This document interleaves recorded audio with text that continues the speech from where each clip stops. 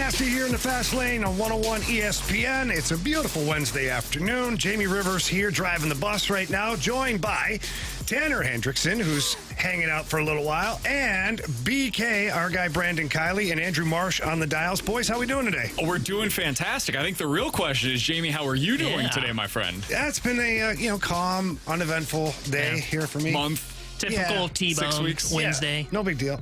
No, guys, honestly, my phone started binging off like a slot machine this morning at like 5 a.m. I guess the Post-Dispatch had released the story of myself joining Bally Sports on a permanent basis, and people started texting me. And it was ding, ding, ding, so much so that I was sitting there and I was like, are my kids in trouble? What's going on here? What's happening? But there were congratulations messages, and for the listeners who may not know, I'm joining Bally Sports as the analyst for all hockey games now. So whatever Darren Pang did before, I will be doing that now with Bally Sports and for the St. Louis Blues, and I'm pretty excited. So let me first say this. I wasn't familiar with Jamie Rivers prior to doing our show together, and then I became familiar for like a week, and then suddenly he disappeared for like 3 months. So we had a few conversations here and there, but I'll never forget, I was on a run. I was living in Hazelwood at the time, and Jamie calls me, and this is after he's been gone for a month and a half, 2 months, something like that, and I'm working with Anthony Stalter on a day-to-day basis. Jamie calls, he said, "Hey, man, you ready to do some radio together?" I said, "Yeah, absolutely. I'm super excited about this." At the time, I barely know Jamie. We know of each other more than we actually know each other. Little to me known then. A month later, we would be working on a very intimate basis because COVID hits, and then we make changes at the station. Stalter's gone, so the guy that Jamie signed up to do radio with is now pulled out of the fold. This Jenga board is basically toppling over, and Jamie is stuck with some 28-year-old schmuck that he barely knows at all. And he couldn't have been a better teammate. And the reason why I bring that up is because when you look for people that get good things in life, you hope they happen to good people. And Jamie Rivers deserves the hell out of this opportunity. I know you've worked your ass off towards this. Nobody is going to teach Blues fans hockey better than you can. I think that is your best quality, your best skill is being able to break stuff down that is super complicated into a simple way for people like me to be able to understand. So I am incredibly excited for you. I know this is an opportunity that you are very much looking forward to, but what specifically about it gets you most excited? Well, getting back into the game full time too, and I think that's the biggest thing for me is being able to be at the rink every day and talk to the players and talk to the coaches and being involved with, the broadcasts and doing the in-game stuff. I'm not going to lie, there's an adrenaline rush to it. If you screw up, people are watching and they're listening. I know you're listening. I know you are.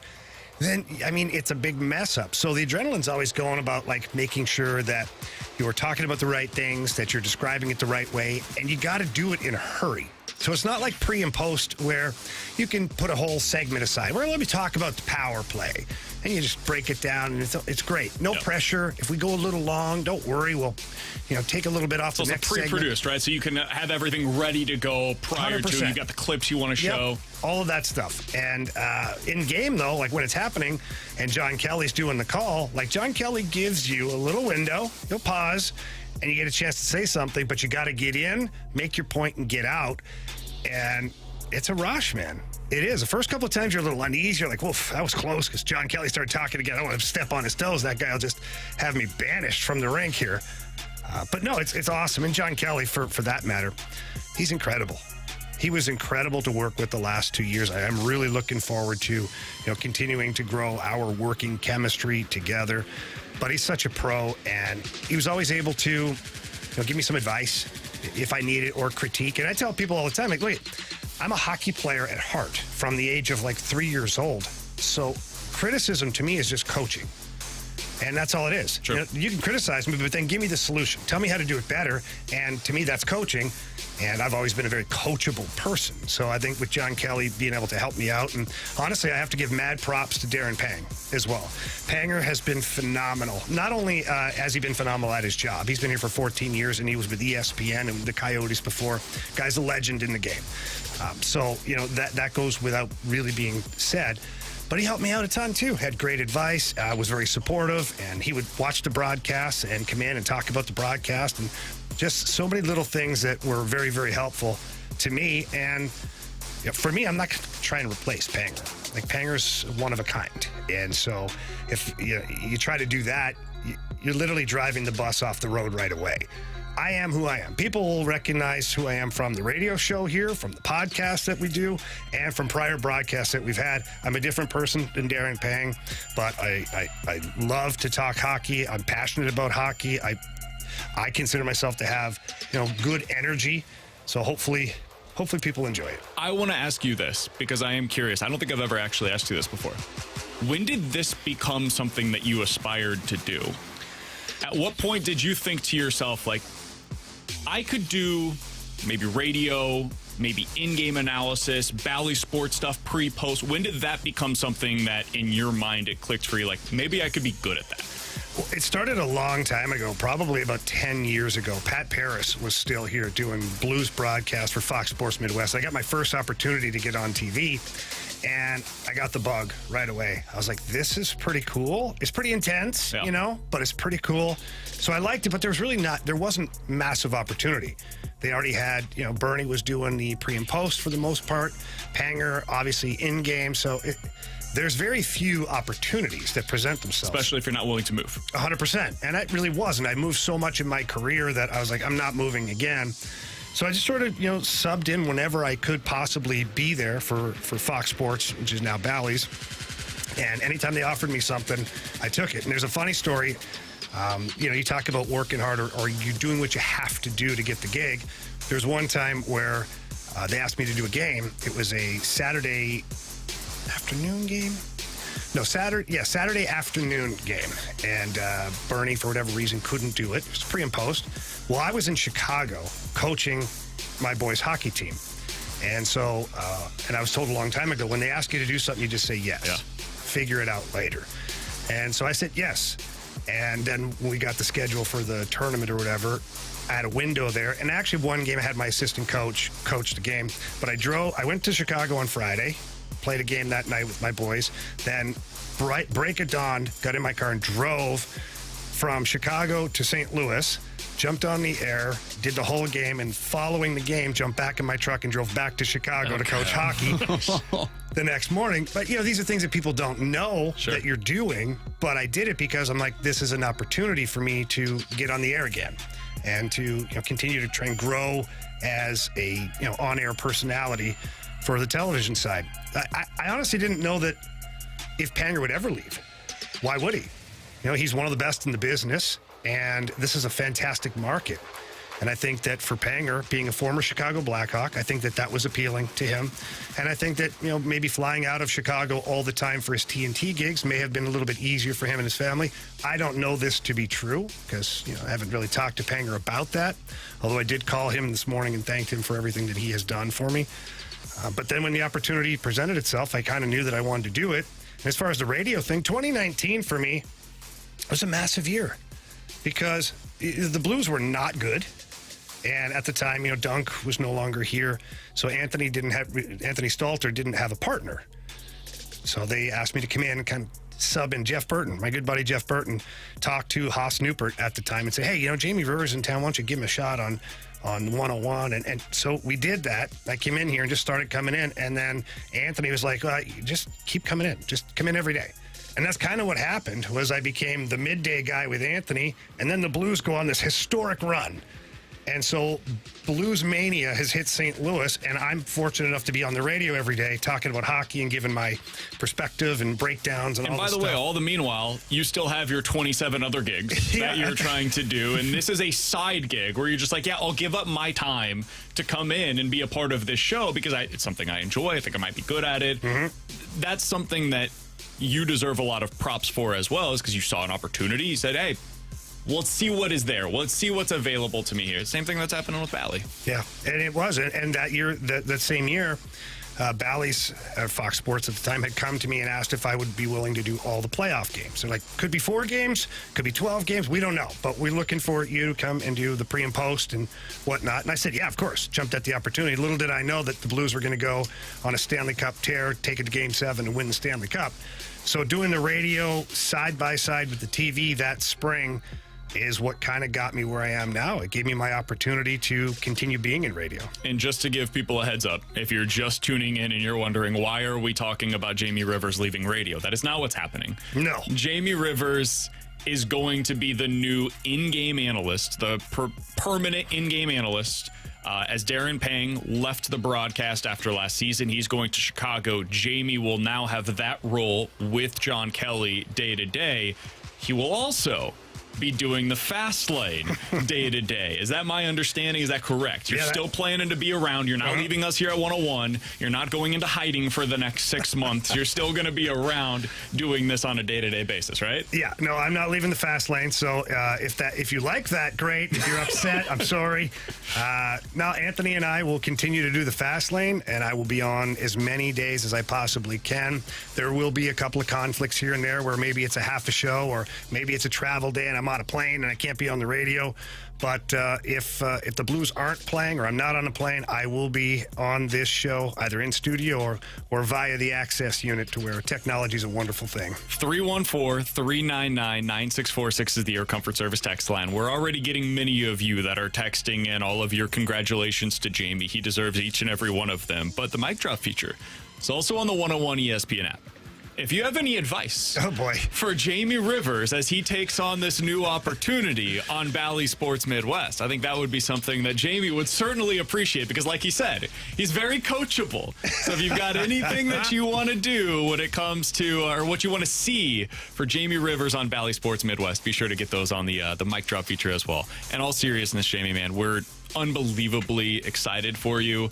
We are not in the least bit surprised that this is the way that things have gone. And for all of you that don't get to see Jamie on a day-to-day basis, you will not find a harder worker and you will not find a better teammate. And when you combine those two things, this is how opportunities come your way. You see him start in 2019 as a fill-in host on radio and getting some opportunities with the Blues. And then 4 years later, you're hosting Afternoon Drive in a top 25 market in the country and having a prime analyst gig with one of the most historic franchises in hockey.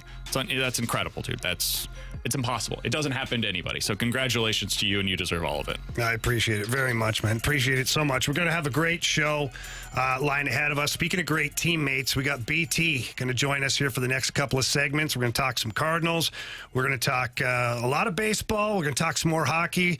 We're going to have a lot of fun here today on 101 ESPN. Stay tuned.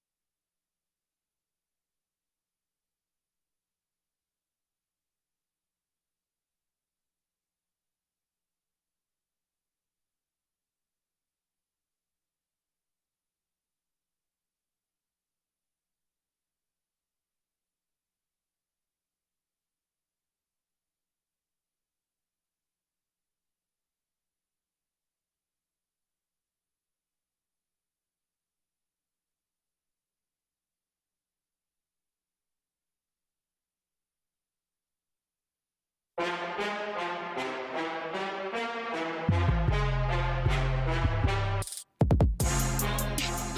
Hudson is on the mound. Spent the bulk of the year in AAA, but has looked good as of late. His fourth start of the season, last time out against the Rays. Gave up 3 in 5 innings.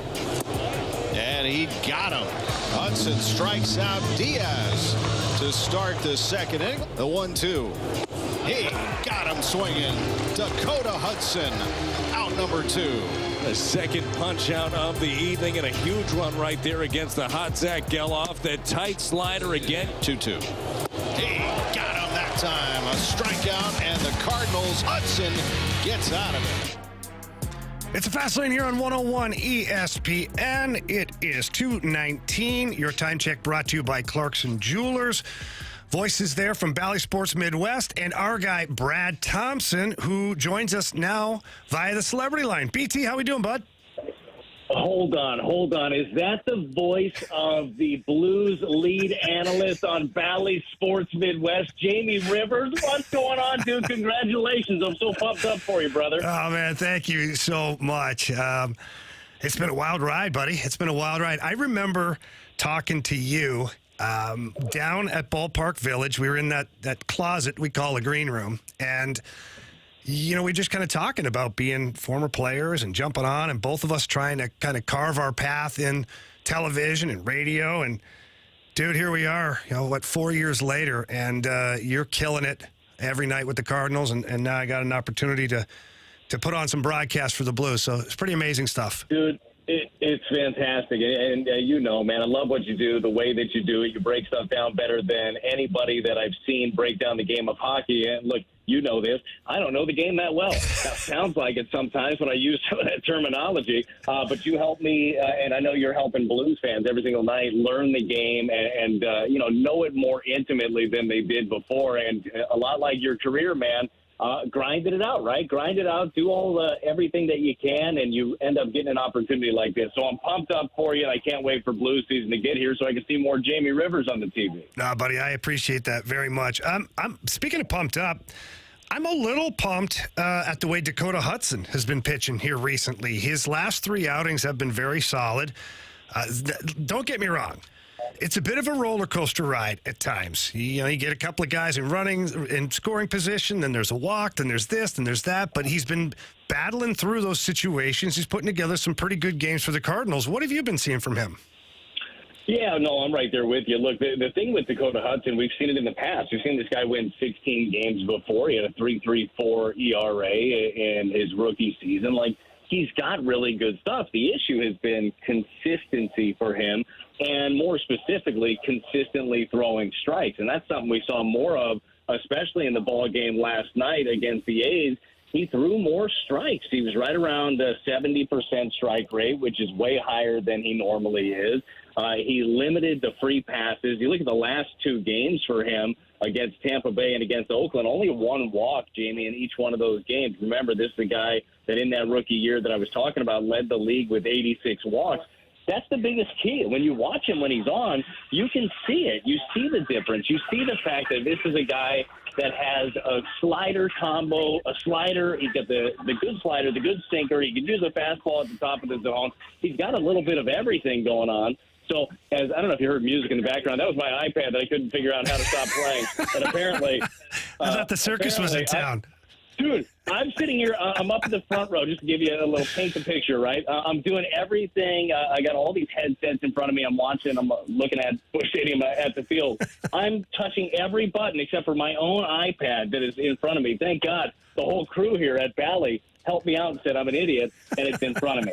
So the big key, back to Dakota, is he's pumping strikes, but he's using that sinker-slider combo effectively, right? He's using it down in the zone, and you see it when his slider is on. That thing starts down the middle. It freaking darts away, and it becomes unhittable. When he is up, when that thing backs up, or when he falls behind and counts, that's where he ends up falling into trouble. But I'm very happy for him, what he's been able to do, the fact that he's taken this opportunity and ran with it. Remember, Jamie, he spent the bulk of the year in AAA this year, and it's not like he spent the bulk of the year in AAA dominating. He had like a 6 ERA in AAA. So comes back here, gets this chance with the trades, with the injuries, and he's running with it. I don't know what it means for him for next year yet. I still think that the organization is going to have a decision to make on him as he's going into his third and final year of arbitration, kind of what that salary number looks like, what they believe his role looks like. But he provides, to me, looking at next year, if I'm just looking broad, he provides depth and high-end depth. I don't look at him coming in and say, oh, this is a guy that's going to win your fifth spot. Now, he needs to look at it that way, and very well could if everything shakes out. But organizationally, for a couple of $1 million, I would love to be able to keep him around, provide depth, whether it be out of the pen in a long role, a lot like we've seen the Cubs use Javier Assad. Remember, that guy's coming and throwing like 5 1/3 against us out of the pen. He's throwing 4. I think there's significant value there. Or he's depth at AAA, or he's in your rotation. I just feel like he's putting the right foot forward at the right time, but he's still got a few weeks left to prove that this is real, what we're seeing. Yeah, so, BT, you're talking about a couple of weeks left and whatnot. How important has this string of games been for a guy like Dakota Hudson to put together some good starts and then finish strong? How important is that for a young pitcher in order to even put himself in the conversation for next year? Jamie, I think before August, we were just talking about the future. I think it was an easy decision to look at him as potentially a non-tender guy. You don't tender him a contract, you let him walk and let him go elsewhere. I really do think that his last 3 starts have changed people's minds potentially. Look what he did against the Twins at the beginning of August, where he went 7 strong, ended up giving up 3 runs. We all know that was that late home run. He had a no-hitter going into the 6th inning, punched out 7 in that ball game. And that is a game that you really got to highlight. If you want to go back as a fan and archive it, how good his slider can actually be. He ended up punching out 7 in that game. All 7 came via the slider. He had 8 swing and miss with that pitch overall. Swing and miss, as we all know, something this staff does not have a ton of. And he showed off how effective that can be. Now, albeit against the Twins team that does swing and miss quite a bit, specifically in zone, they've got some of that. But he's backed it up. He backed it up against the Rays, who is one of the better clubs offensively in the game. Gave up 3 runs in his 5 innings of work there. And all 3 of the runs came off 2 home runs from Jose Siri. So we've seen 3 in a row. It's not just one thing that we've seen from Dakota Hudson. So I'm looking forward to that. And I'm looking forward to tonight also, with Matthew Liberatore on the mound, seeing if he can back up what he did against the Rays. Because there's going to be a lot of competition next year potentially. And hopefully all the competition is for one spot in the rotation, if not spots in the bullpen, because there's going to be a lot of shopping that has to be done. All right, BT, we got you. Stick around for one more segment, don't we? Absolutely. Okay, great, because there's a couple other guys I want to get your opinion on. Matthew Liberatore being one of them, Zach Thompson, and we got a couple of question marks surrounding Tommy Edman's role moving forward. We'd like to get into all that with you here when we get back on the Fast Lane on 101 ESPN.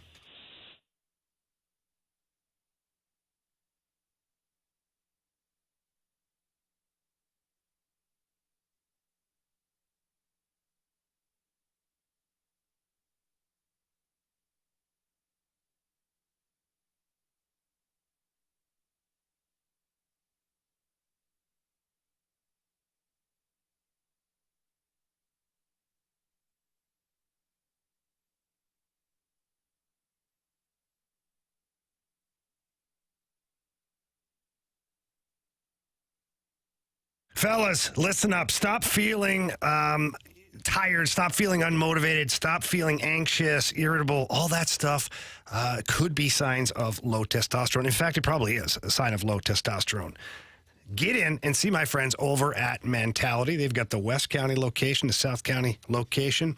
You got board-certified physicians over there. They're going to sit down with you and go over what you're feeling. Ask you questions, and then when it's all said and done, you do a blood panel. And the blood panel just doesn't lie. It says exactly what's going on and maybe why you're feeling some of those things. For me, it was a little low on testosterone as well as other vitamins. They put me on a program specific and unique for me, and I feel fantastic. I cannot tell you the difference that has been in the last year for me. Mentality has done wonders for me. And I'll tell you what, it's also covered by most insurance companies. So without hesitation, get in there. Get your blood work done. Find out what's going on and change things today. Please, when you get in there, tell them Jamie Rivers, Anthony Stalter sent you in. But if you can't get there in person, visit them online at lowtusa.com. That's mentality, lowtusa.com.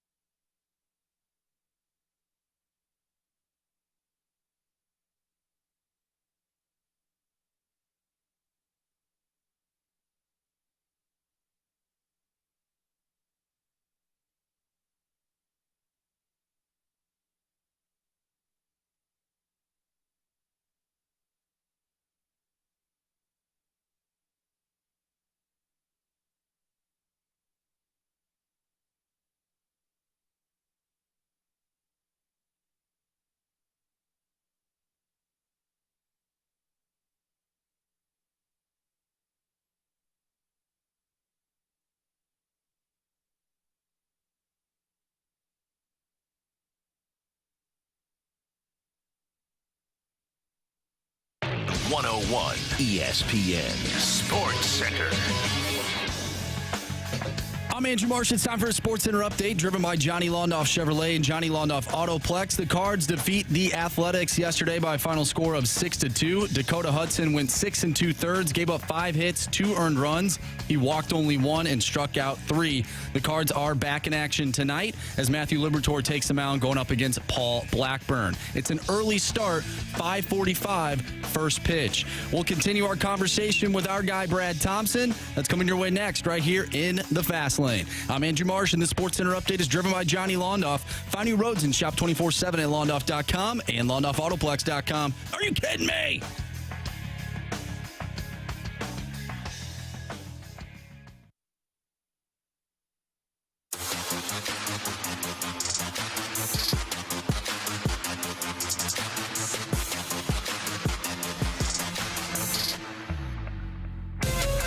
It's a Fast Lane here on 101 ESPN. Jamie Rivers with you here, Andrew Marsh, and our good buddy and our teammate, BT Brad Thompson, joining us.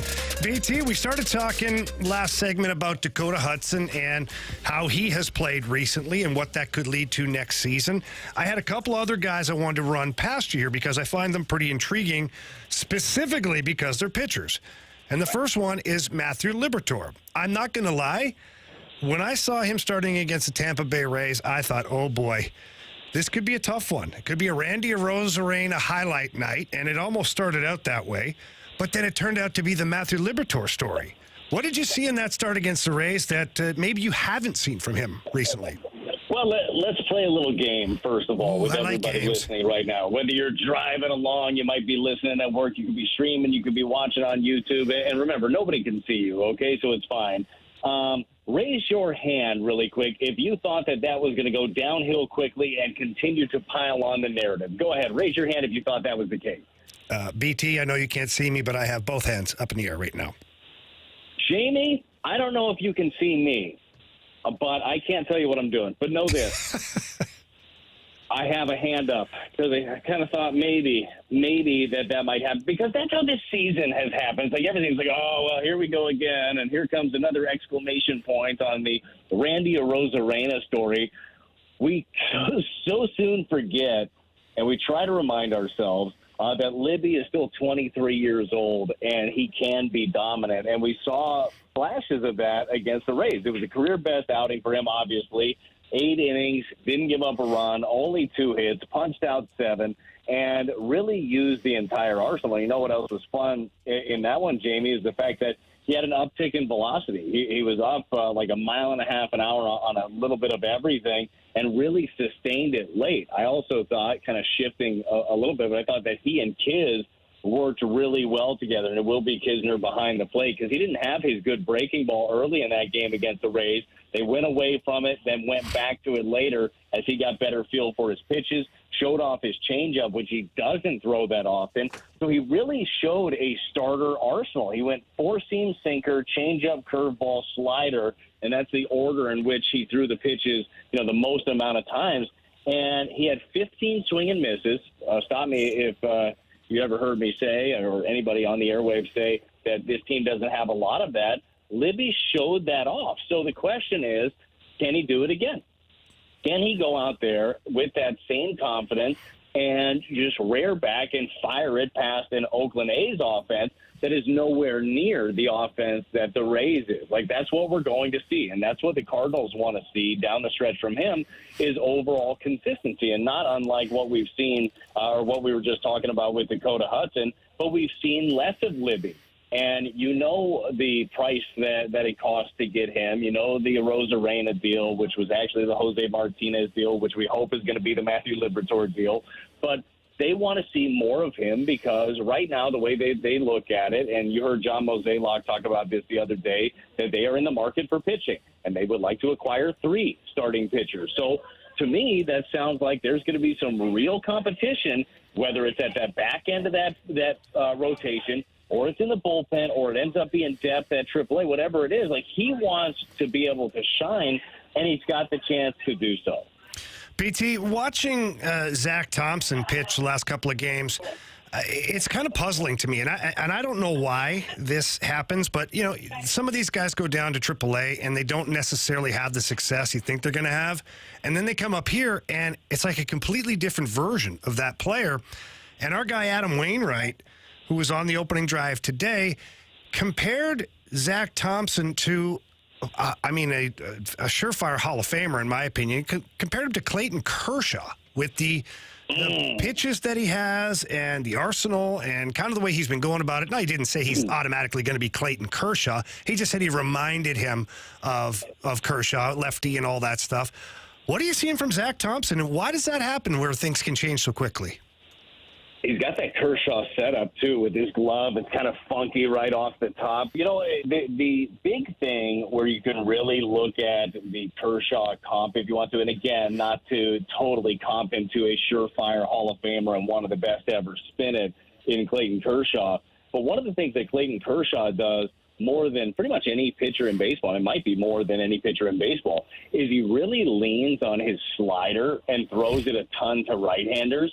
And that's something that we've seen here recently from Zach Thompson, is he's pulled that out of his bag. When we think about Thompson and when we've seen him, it's been 4-seam curveball, and the curveball is a good one. It's actually got the highest spin rate in baseball on his curveball. Guess who's second? Matthew Liberatore on that list. A couple of guys that can absolutely spin it.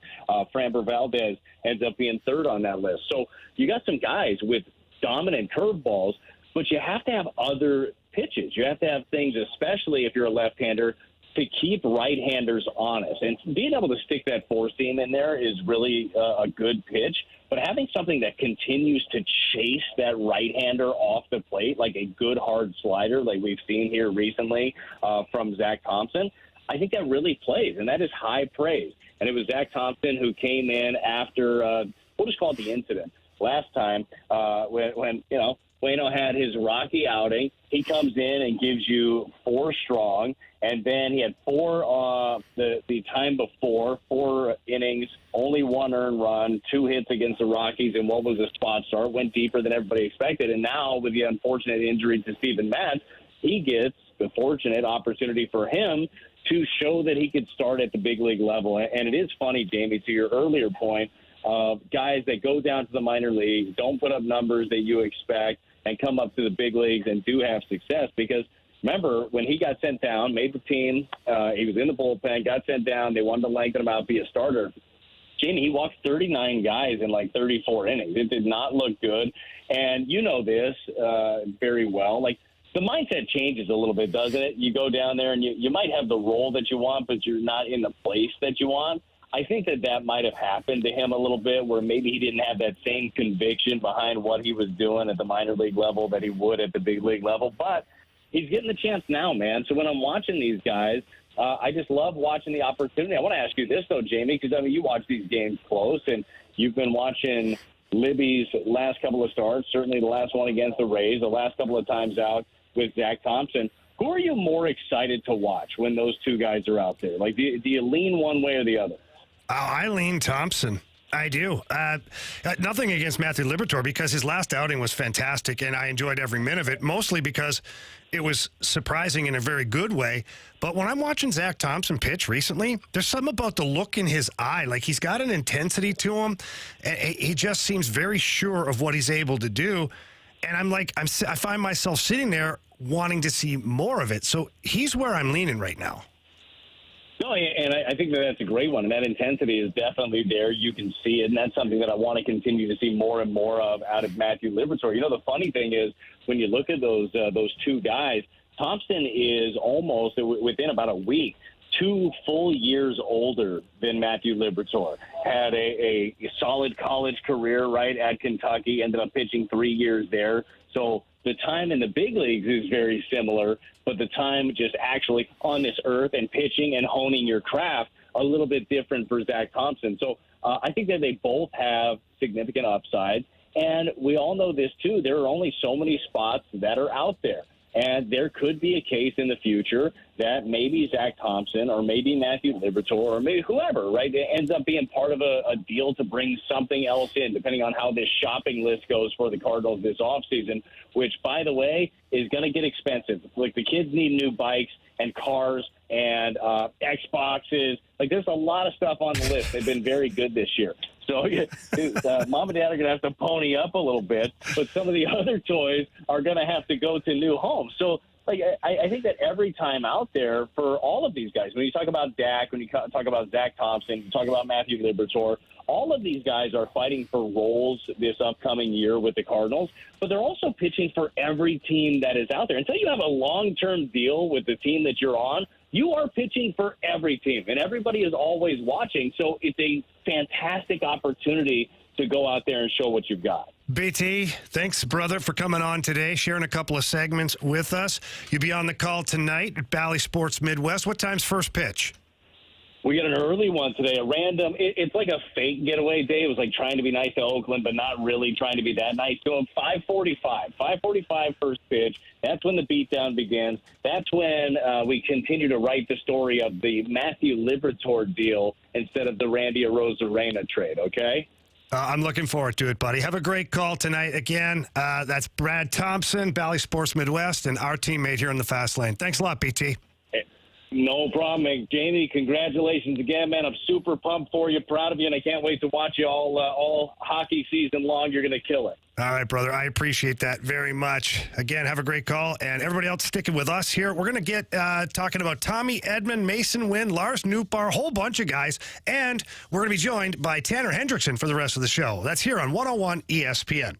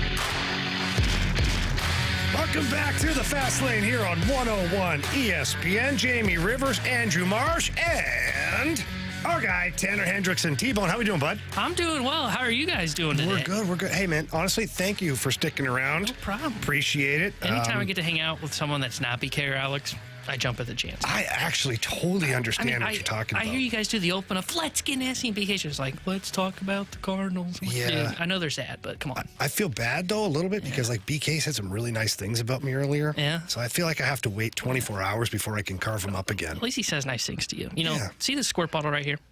Oh, yeah. This is for him. Is that like spraying a cat? Yeah, we're working on the attitude. You know, sometimes he brings a little sass to the show. We're working on it. We're making him a Interesting. better person. Really? you know? Interesting. Yeah. Oh, baby! Oh, I don't get to do this often. T-Bone, have you done the lineup game in the Fast Lane before? No, I don't think so. Oh, boy. Don't be nervous, okay? All right, I'll try not to, the bed. Okay. You can say pee the bed. Oh, yeah, that's what I was thinking the of. FCC isn't that strict. Well, No. Stalter is the one who usually the- pees himself, but Yeah, what's Peeing up your with that? pants is cool. I saw a text earlier that said Stoltz is stuck on the side of the road using the bathroom. What's up with that? So last week, I believe, or last Friday. Yeah. Anthony was stuck on 270 for like an hour. So we started the show without him. Okay. And he came in, joined the show, but he was like, he had to pee so bad, but he couldn't get out of his car on the highway. And so he had to hang on to that thing. And at one point, he was questioning life and also questioning whether he should continue to hold it and just go. So, so we got that going on for us. Well, thank goodness for everybody, he decided to hold it. Yeah, I was actually hoping he did. Just let that fly a little bit. That'd You be know? great for you two. All right, so we've got who's on the bump again for the A's? Paul Blackburn. And he is a right-handed pitcher. That we call that the RHP here in the Fast Lane. All right, T-Bone, I think it's Lars Taylor Tatsui Nootbaar in the one spot. What do you think? I agree. Show us that grinding fool. 1, 2, 3, 4. I'm grinding. All right, this one here I usually handle. I think it's the big fundy Paul Goldschmidt. Gold! Rich with gold! Gold! Okay, T-Bone, now discussion time. This has been Nolan Arenado, and he blasted one first at bat, 4 for 5 yesterday in the 3-hole, but Nolan Gorman, is he healthy? Is he not? Right-handed pitcher. Gorman's been in this spot before. What are you thinking? I would think Gorman. I mean, You really like Newt, huh? You want to put him all throughout the lineup everywhere. I just itched the bed. I think Gorman. I think his back is healthy, and if I know Ollie, he likes that left, right, left, right, left. So, So you think Gorman in here? I think it's Stormin' Gorman. You know what, T-Bone? Welcome to the Fast Lanes lineup game. You get the call on this one. You got to tell Marshy, show us Gorman. Show us Nolan Gorman. You're wrong. Son of a... Come on, T-Bone. Damn it. One opportunity, and this is what you do. Gosh. All right, now I know what it is. I've heard Stoltz do Oh, this a no, lot. you're done. No, you're done. You're done. You time out. Okay, go sit in the corner, All please. right, well, I'll be back on the air from 11 to 2 tomorrow. There you go. All right, you want to do this one? You seemed excited. Yeah. I've heard Stoltz do this. I think I got this. I want this for you. Go ahead. Show us Nolan Arenado. Nolan is a security guard at the lumber yard. Well done. Well done. All right, so who did we have here yesterday in the cleanup? This was Burleson. Do we think it's Burleson again? Or is Gorman out? Are we convinced that Gorman's out? I don't think so. I would think he'd be back in the lineup. I mean, he's had 2 days off. Granted, his back's hurt a lot this year. I mean, carrying the team sometimes can be tough. You're not wrong there. All right, I'm gonna go for it here. Show us Nolan Gorman. Sorry, guys. All right, then I think it's Burleson. I'd agree. Show us the Burley man, Alec Burleson. All right, he doesn't get a sounder because I don't know if you know this. You know, Ollie's motto of if you hit, you play. Yeah. In the Fast Lane, if you hit, we play your sounder. If you don't hit, you hit nothing. Man, tough crowd. It is. You know, we're serious, right? We hold people accountable here. Okay, so yesterday was Tyler O'Neill here. I don't see any reason why it would be any different today. Unless he's got sore back too or something. He's kind of fragile. Could be anything. Yeah, I agree. I think Tyler O'Neill here. All right, show us Tyler O'Neill. You are so wrong. All right. Surely it's not Gorman, right? Because I would think he wouldn't hit 5. I think it's Walker. Oh, Walker? Ooh, I like that. Walk it like it's hot, please. Walk it like it's hot. Walk it like it's hot. All right. Okay, so now that really kind of screws things up here. In the 6th spot. Who have we missed here? So we don't Tommy have... Edman, Andrew Kisner. We know those guys are playing. Where are they in the lineup? Tyler O'Neill has not been picked yet. Do you think he's got O'Neill at 6? I don't know. We got 3 outfielders. Who's it? Well, Burleson, I think, is going to be the DH, yeah. I mean, with his physical prowess, I think he's a DH. Well, he looks graceful out there and left. He's one of my favorite players. I absolutely love Alec Burleson. I'm just not sold on his defense abilities in the outfield. That's fair. All right, I think this is Tyler O'Neill.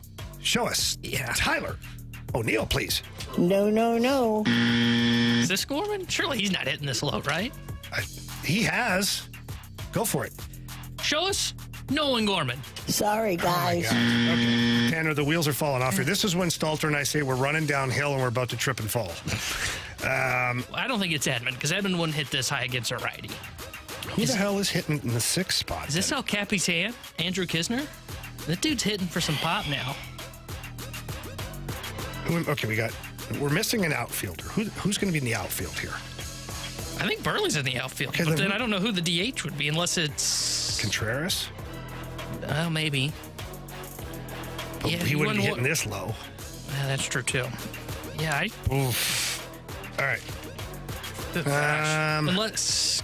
Is Arenado DH or Goldie? But then we put Burley. Well, then, we still need an outfielder. Yeah. Did they call up somebody we've never heard of before? They did that yesterday. Is this Lukenbaker? Oh, yeah, maybe that is it. Oh, boy, he did not swing it good the other day. In fact, he didn't swing it at all. It's a new day. Show us Rube Baker. Oh, my gosh, it is. So... All right, we had to work through that. I would assume then that means, well, because it doesn't matter at this point, but he's either DH or first. Oh, he's DHing. If anybody looks less athletic than Burleson, it's Lukenbaker. No offense to him. All right, this is Andrew Kisner here. I think this is the captain. Yeah, El Capitan. Show us the captain. I'm the captain now. All right. Well, Picking up speed here. So this is either... This is can't Motter. be for me, and you forget he's on the roster, but I think you're right. I think it's Taylor Motter at second base. Motter, always favorite player ever. Man, he was running in, flinging it across the body. It's an all-star in the making. Looked like Wong 2.0. Show us Taylor Motter. It's Jason Bourne. That's an incredible drop for Taylor Motter. All right. You know who this is, right? Yeah. Go for it. Tommy Edman. Tommy likey. Tommy want wingy. All right, Marshy, run it for us. All right, gentlemen, leading off in center field, Lars Taylor Tatsui Nukbar. Batting second, first baseman Paul Goldschmidt. Batting third baseman Nolan Arenado. The cleanup hitter in left field, Alec Burleson. Whoa. Batting fifth in right field, Jordan Walker. Batting sixth, the DH, Lukenbaker. Batting seventh, the captain, Andrew Kisner. He's behind the dish. Batting eighth, the Mott Sauce at second base, Taylor Motter. And batting ninth, the shortstop, Tommy Edman.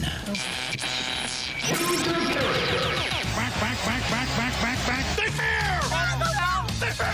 Go fair!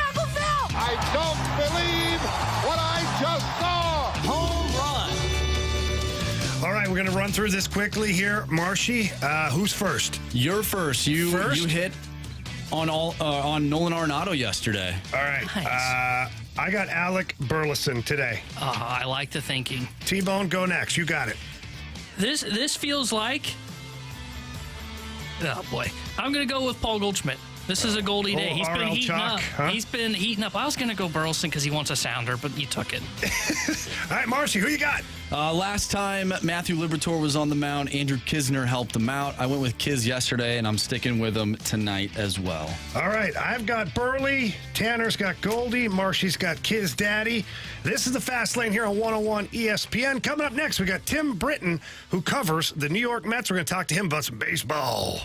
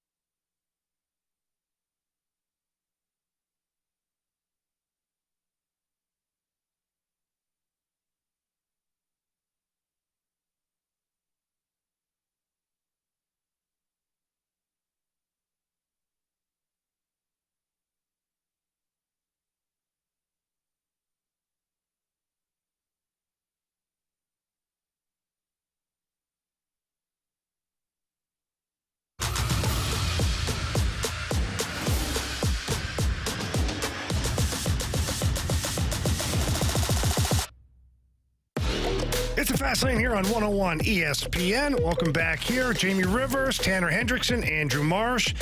We head out to the celebrity line now to be joined by Tim Britton, senior writer for The Athletic that covers the New York Mets. Tim, how we doing today, bud?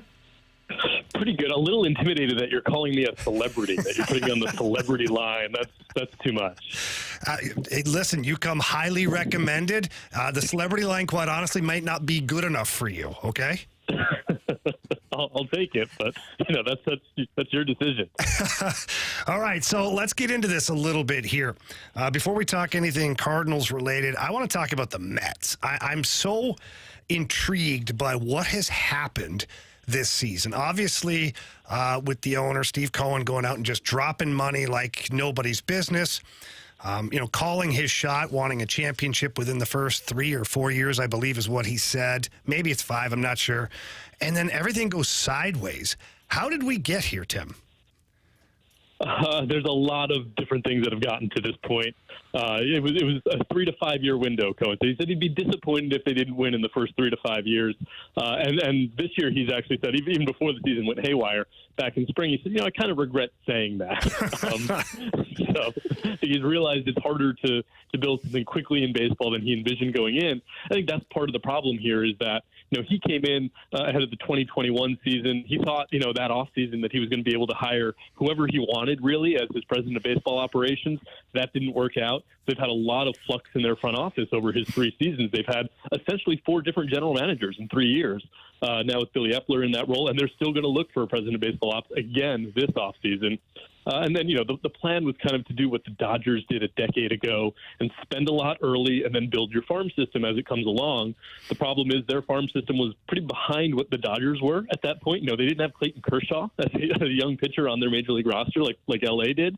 And because they've had so much flux in the front office, it's been hard for them to build out that farm system. And kind of the original plan in free agency was, okay, we'll sign guys to 2 or 3 year deals, then they'll be ready to be replaced by our farm system. Those deals are running out. They don't have the replacements ready to come up, especially on the pitching side of things. And that's been where they've struggled really on the field this year is, they expected to be led by their starting rotation with Max Scherzer and Justin Verlander at the top. And they've had some injuries there. Verlander missed a month. Jose Quintana missed the entire first half of the season. And then Scherzer and some of their depth pieces, guys like David Peterson and Tyler McGill, just did not pitch the way they thought they were going to. And Tim, you mentioned spend a lot, and they came in with the highest payroll in baseball to start the season. Is there a lesson to be learned on how they spent and how they went about things in terms of in free agency? I think a lot of people will take from this like, oh, don't spend in free agency. You can't build a team through free agency.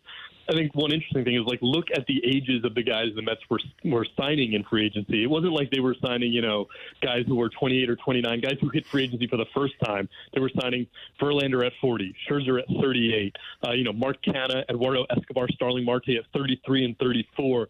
Just guys a little deeper into their careers, and so the declines hit a little bit earlier than they thought.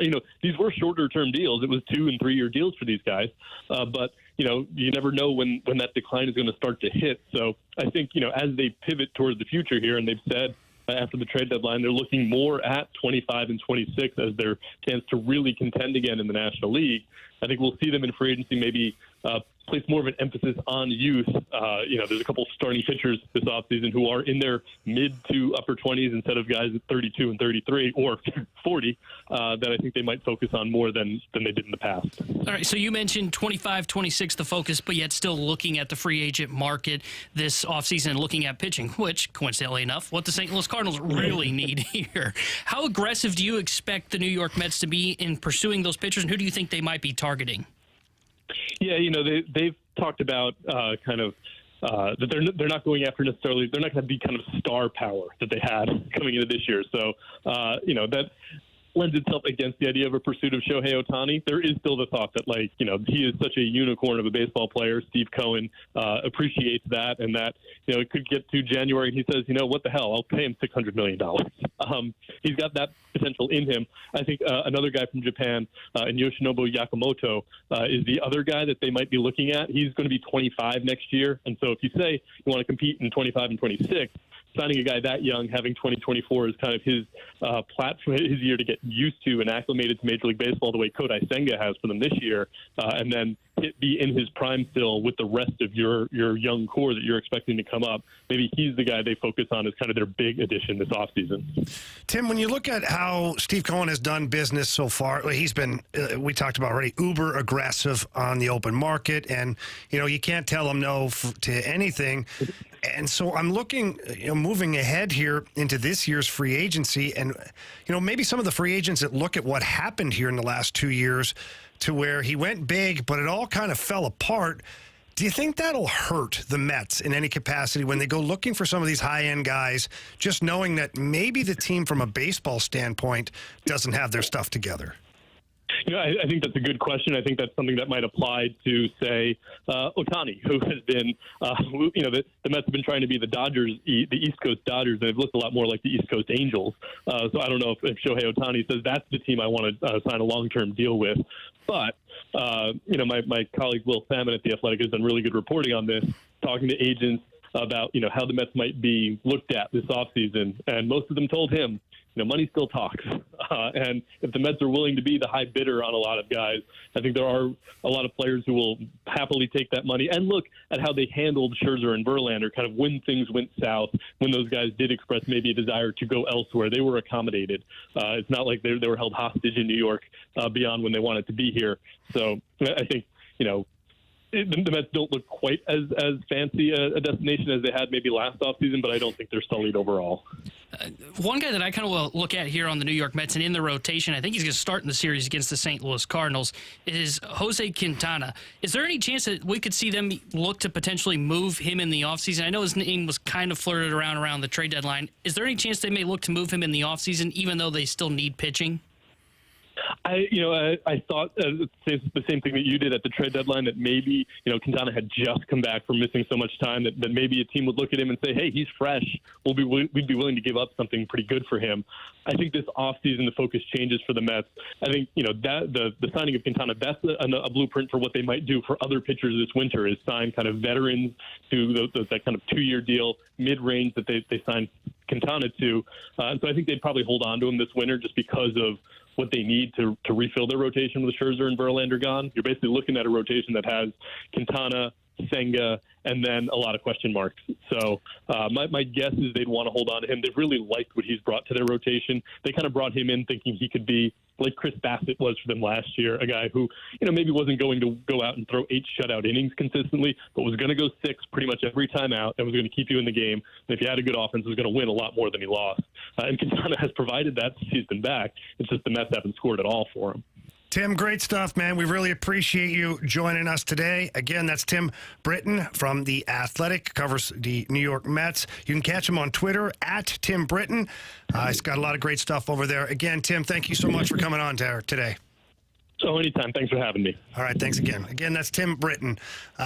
Tanner, a lot of interesting things there that you kind of, I like the angle you went in when you're talking about, maybe some free agent pitchers that the Cardinals would be pursuing. And now you got the Mets with Steve Cohen, who's got, the deepest pockets around. If he's your competition, what does that mean for the Cardinals? Yeah, and, with him saying to me, Yamamoto probably one of the top guys they target because he is so young. But then he also said there at the back end when I asked about Quintana, they probably hold on to him and they're looking for guys like him. Well, that probably means they're not shopping in the Nola, the Snell sweepstake, the guys that we connect the Cardinals to. And the reason that I asked that question is we know the Cardinals. They don't like the bidding war. They don't want to get up to where they're going to have to really up the price. They've tried it a couple times. Like, remember, they were in on David Price. They were in on Jason Hayward, and they lost on those. But they don't really like to do that. So a team like the Mets that says, hey, we're going to step back for 2025, well, hey, if a big market like them is going to come off the board, there's only a handful of other teams that are going to be willing to spend that kind of dollar on a starting pitcher. So that's why I was curious, because it's one thing for the Mets to say, 25, 26. But then you go, it's Steve bleeping Cohen. That guy's going to be willing to spend. He can't help himself. Yeah, but I'm still not sold. I'm not completely sold either, but it does make me feel a little bit better that he's saying it looks like they're going to be targeting more of those 2-3-year deals, because that will take them out of the top-end market if that's the case. Yeah, but it's going to drop them right into that next level where the Cardinals are going to want to shop for the rest of their guys. Yeah, but you know what I mean? What the Cardinals have, though, I think that can help them out is they have some pieces they could potentially trade to go get that kind of guy. Because those guys that we're talking about are like guys like Paxton, who I've kind of fallen in love with, that's pitching for the Red Sox. He's like a number 4. Cardinals could trade someone like people aren't going to like it, traded Carlson for a number 4. Like, they have the trade chips to go get that kind of starter. They don't have to go and outbid someone for a number 4 starter, because that's the worst case scenario, is they give out a contract like they gave to Steven Matz to a number 4 starter, to where it is multiple years, not just 1 or 2 years. It's like 4 years. That's too much for a number 4. So that's why, if they're going to be shopping in that area, okay, fine. You guys go splish and splash that little kiddie pool over there. We're going to go over here. We're going to go to the deep end, and we're going to go get ourselves a top end of the arm rotation pitcher in free agency. I just wonder who else is going to be the competition. Like, if the Mets aren't the competition, I just can't imagine that the Cardinals are sitting there on an island for Nola and Snell and these other guys. Like, who else is going to jump in that pool? Like, you got to imagine the Dodgers are going to jump in automatically, especially if they don't get Ohtani. Automatically, they're going to be like, okay, we didn't get Ohtani. What's our pivot? Their rotation needs help. Yeah, I think Dodgers, if they miss out on Ohtani, and honestly, even if they get Ohtani, they probably could use another arm in that rotation. I think the Yankees are a team to keep an eye on. They're a disaster. Boston, if they decide they're willing to spend, might be a team that looks like there's still going to be teams that are going to be there. I think the thing that is encouraging, though, is that a team like Steve Cohen and the New York Mets that are just willing to throw out any dollar figure, any year amount, they're not in that conversation. Because though the Yankees are willing to go big on a contract, they're not going to overexceed themselves for one of these arms, I would think, especially when you look at the big deal they handed out this offseason in Carlos Rodon. How's that going? Are they going to be a little hesitant to decide to do that? But there's definitely going to be teams, but I do think it is best that that big giant that Major League owners are scared of, and Steve Cohen, may be shopping in that lower bin. He's Tanner Hendrickson. I'm Jamie Rivers. Andrew Marsh on the dials. Is it better for the Blues to be sellers or make the playoffs in 2023, 2024? Oh, boy. Can't wait to get into this one on 101 ESPN.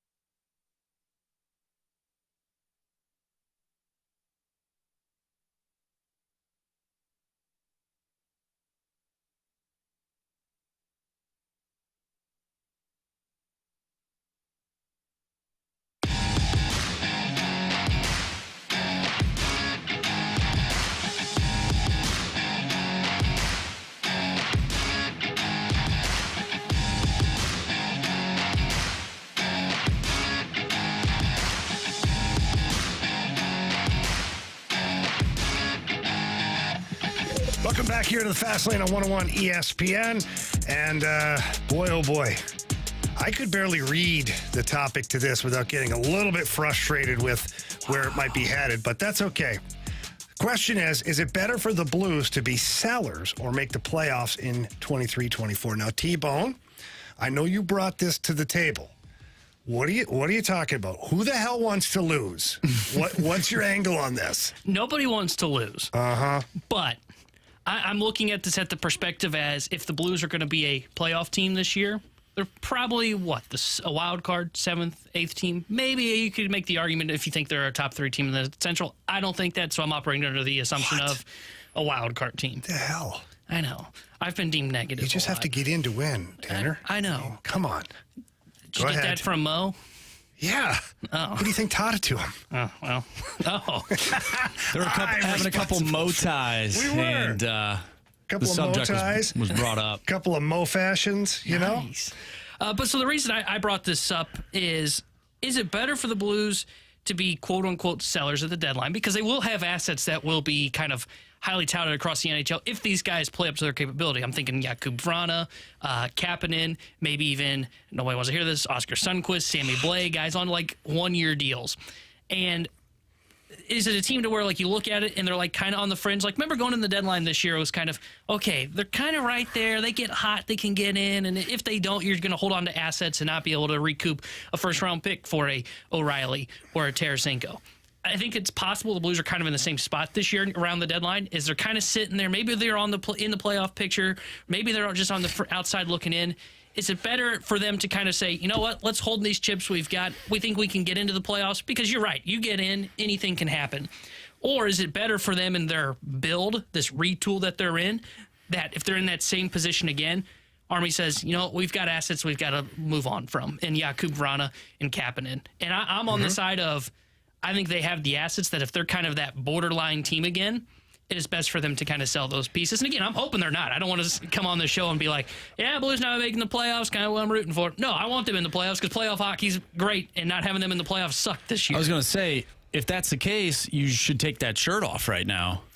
Yeah. Be fair, I didn't know what I was wearing. If you're on the YouTube channel, I see Tanner is fraudulently wearing a 2019 Stanley Cup champs. Wants the team to sell this year. Yeah, now he just wants to lose. Interesting. You celebrated that win, didn't you? Yeah. Well, I want another shirt like this, and I think the best for the franchise long term is if they're in that fringe spot, they are selling and looking to gain more assets that come in. All right. Well, here's where I disagree with you, okay? And the reason I disagree is, one, are you going to suck so bad that you get a really high draft pick? Probably not. No. So, and this draft class coming up, not as strong as last year's draft class. So now you've gone and missed the playoffs, quote unquote, on purpose for this retool. But what have you really done? So I don't like that idea, because if you're going to be kind of middle of the pack right there, you go for it. And I don't mean go and acquiring like massive pieces at the deadline. But here's a couple things. One, you have a lot of young players on your roster. They need to get that experience of playing meaningful games. Last year, it was the experience of, you know, going through some adversity. Some of the young guys putting their name up there, like Jake Neighbors came back up, and he played very well at the end of the season. And, you know, Sammy Blais identified himself as a player that could maybe do more than just a fourth line. So there were little motivational things there. This team, in my opinion, needs to be in the playoffs. And not just from a team standpoint. Doug Armstrong on record saying he owes it to the ownership group to make the playoffs. And I can guarantee you that conversation last year between Army and the ownership group of, hey, we're going to be sellers at the deadline, and that means we're probably not going to make the playoffs. I can't imagine that was a very fun conversation. It just isn't. So if you're going to be a team that's kind of battling for that wild card, if I'm Army, I go out and I acquire a player, you know, kind of Cardinals style. Go acquire a guy that you're really not going to have past this year, an older guy, a veteran guy, or somebody that you can add at the deadline to get your team into the playoffs. This team here, from a revenue standpoint, is up against the cap every year. Tom Stillman and his group do a great job of keeping the team right there. They need some playoff gates. They need those playoff gates, and Army owes it to the ownership group, and he owes it to the fans to put this team in the playoffs next year, or at least go down swinging. Yeah, and I agree with that. The one thing I guess I would kind of push back on is if you're just kind of a borderline team, potentially around deadline time, I don't even know if I really want to add. And I know what message that would kind of send to a locker room is, oh, they don't believe in us. They didn't add. They didn't sell. And that's what the purpose of a buy potentially could be is, hey, look, I believe in you guys. I brought in this one piece to trying to help us take that step to get into the playoffs.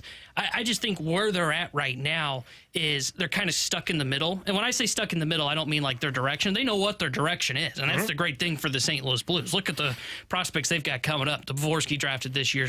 Snugs that's going to be in college hockey. Bolduc, Dean, who could be in the AHL this year. Like they've got a great direction that they're going for with these young kids that could be coming up and potentially impacting the team a little bit this year too, depending on how things go.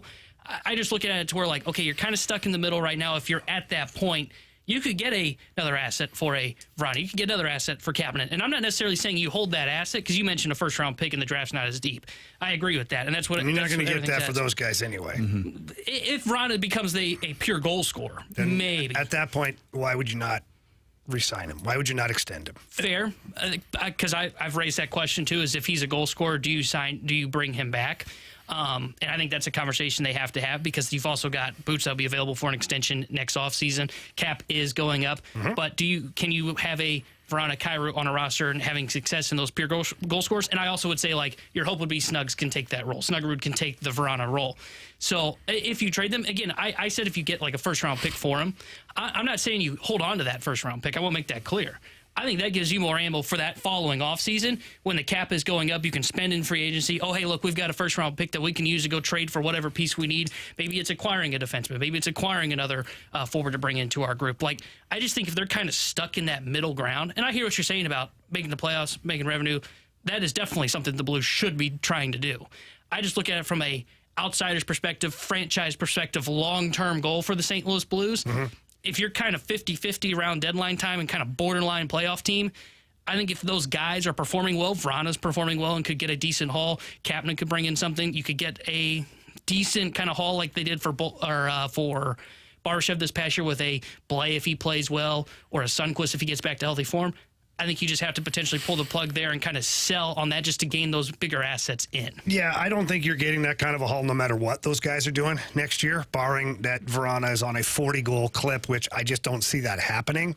And I'll just go back to the guys you brought up. You know, you've got Bolduc, you've got Dvorsky, you've got Dean, you've got Snuggerud. Those are your first-round picks. Those are your guys that you're building with moving forward. So you don't necessarily have to go acquire these picks. And I understand your thought of, getting a first rounder, which I just don't see that happening. And even if you get a first rounder, it's a late first too. Yeah, exactly. So I would rather, even if you don't add, okay, maybe the team goes, we're not going to add. You say, hey, we're riding it out with you guys. Get us in. I think that sends a message too. And then you've got these young guys just waiting in the wings to either help out this year at some point, or they're your next wave. They're the replacement for Kapanen, for Vrana, for Sammy Blais, if those guys don't stick around. I don't see it being a situation this year where Army is going to be a seller at the deadline in order to pick up, fringe draft picks from around. It's just unless they're really out of it. It's just, unless they're like last place, then the top 5 picks in any draft are always good players. If the players that you mentioned, those forwards, if they're playing to a level where they could even get something via trade, you're probably in a good spot either way in the standings, because if those guys are producing at the clip that we hope that they can, then you're probably in that middling part of, let's say, the Central Division at least.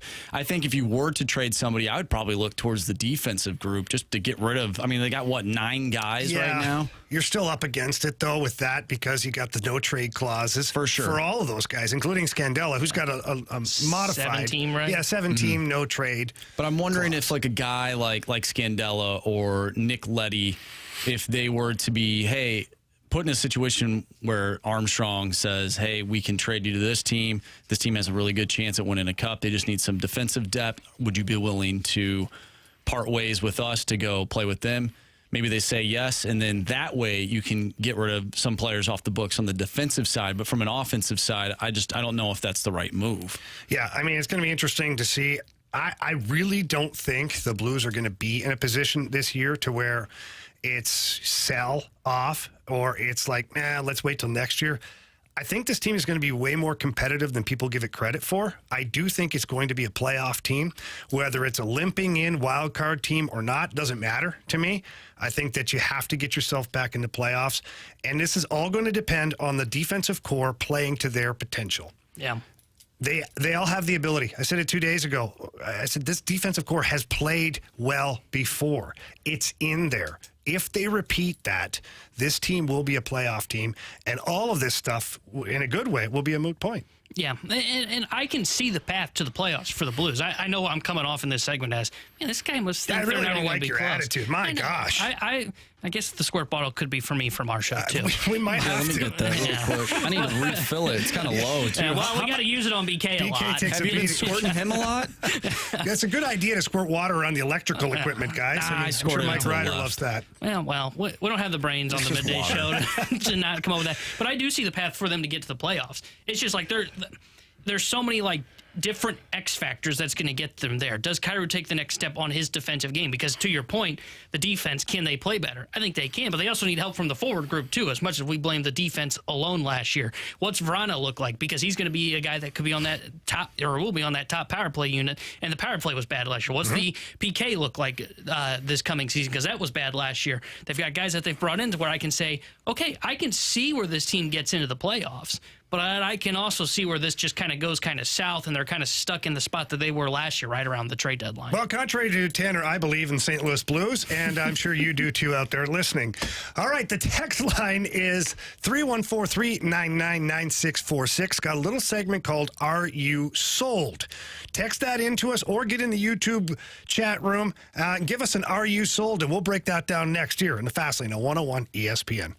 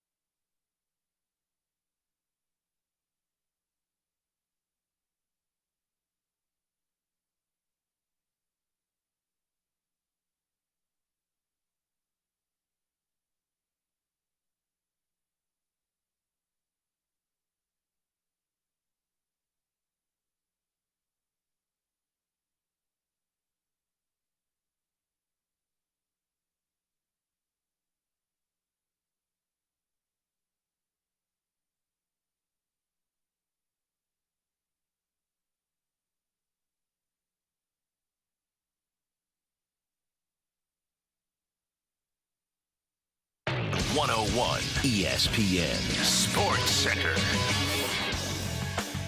I'm Andrew Marsh. It's time for a Sports Center update brought to you by Saliga Heating and Cooling. The Cards get a win yesterday over the Oakland Athletics by a final score of 6-2. Dakota Hudson went 6 2/3 innings, gave up 5 hits, 2 earned runs. He walked 1 and struck out 3. Tonight, Matthew Liberatore is on the mound going up against Paul Blackburn. Early first pitch, 5:45. We talked earlier today with BT. We also had a discussion with Tim Britton, who covers the Mets for The Athletic.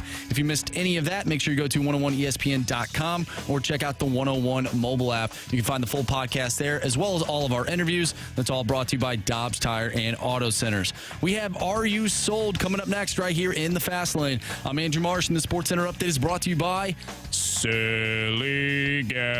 Heating and Cooling, an independent American Standard heating and air conditioning dealer.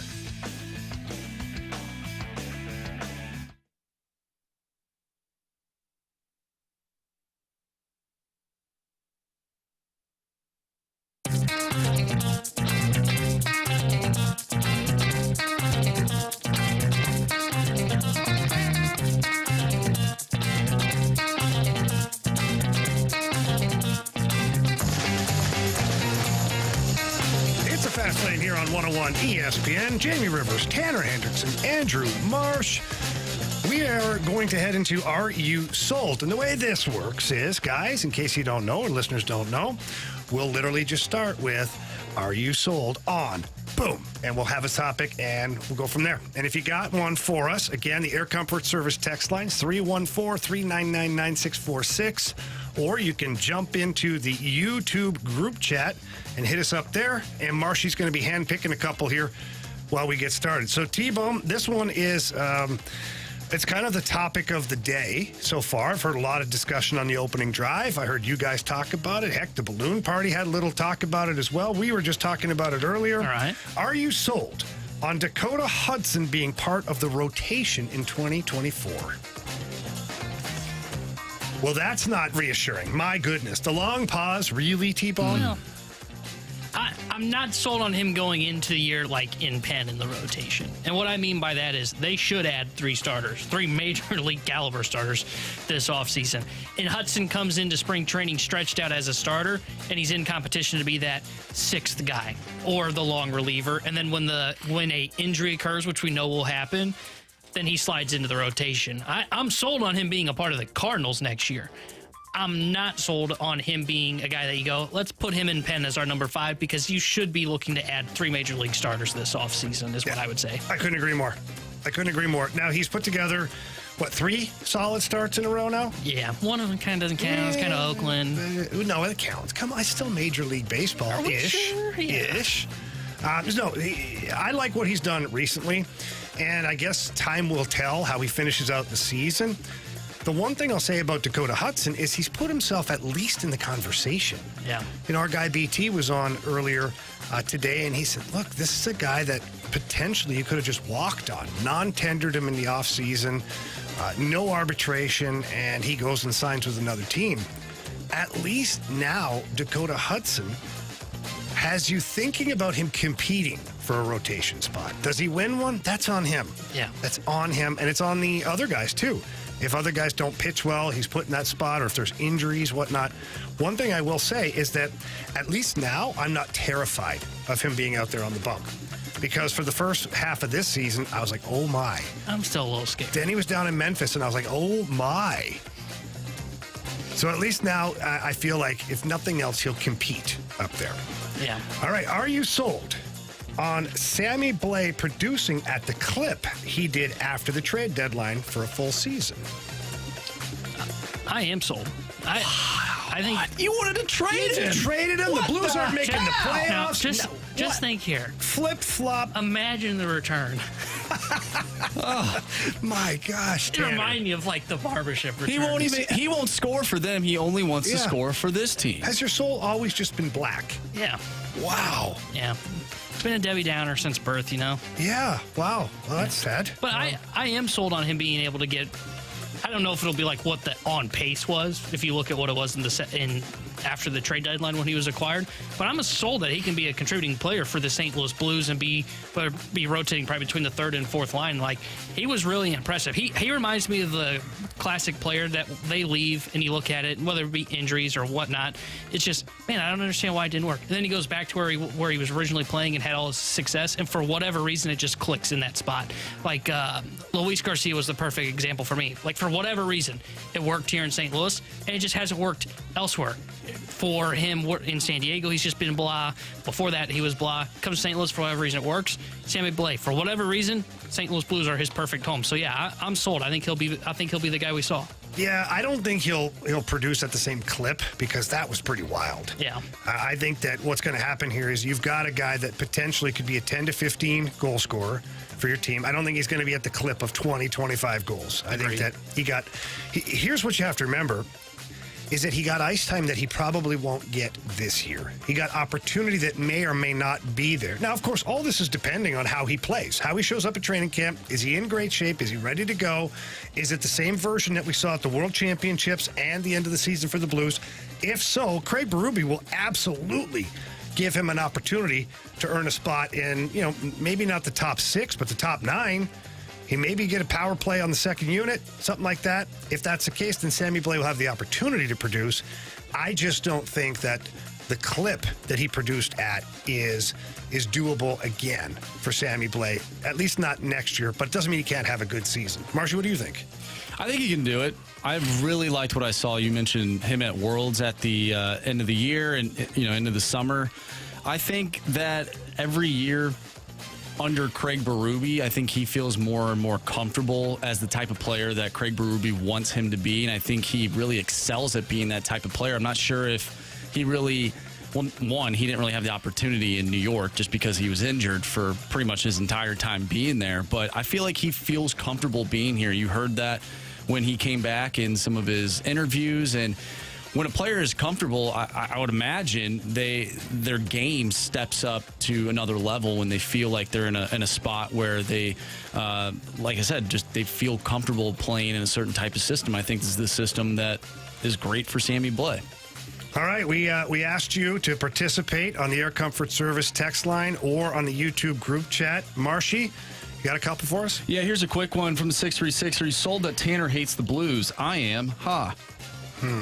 It pretty much speaks for itself. I mean, I got a blue shirt on. I think that's what I feel is like even the worst crime of the whole thing. Well, a lot of people want you to take your shirt off. Well, I can promise we don't want that. Yeah. I'm not one of them. All right, from the 573, are you sold on Jalen Hurts as the franchise quarterback for the Eagles? Oh, yeah, I am.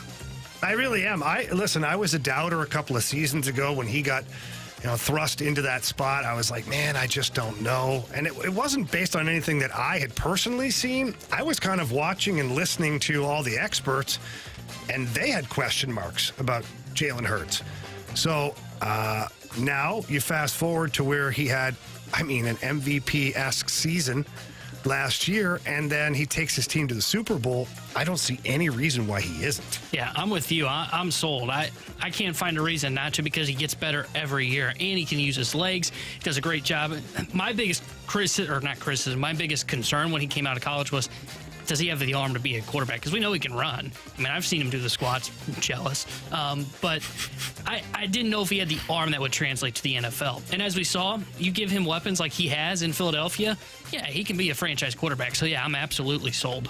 All right, got time for one more, Marshy. From the 618, are you sold on Marmol and this staff moving forward? I am. I'm sold. I don't think the struggles this year for the Cardinals have much to do with the coaching staff. I think it was just a flawed roster. And I think Dusty Blake, for the improvements we're seeing from the pitching side of things, I was very critical of Dusty Blake. I wasn't sure if he was the right guy to be the pitching coach for the Cardinals.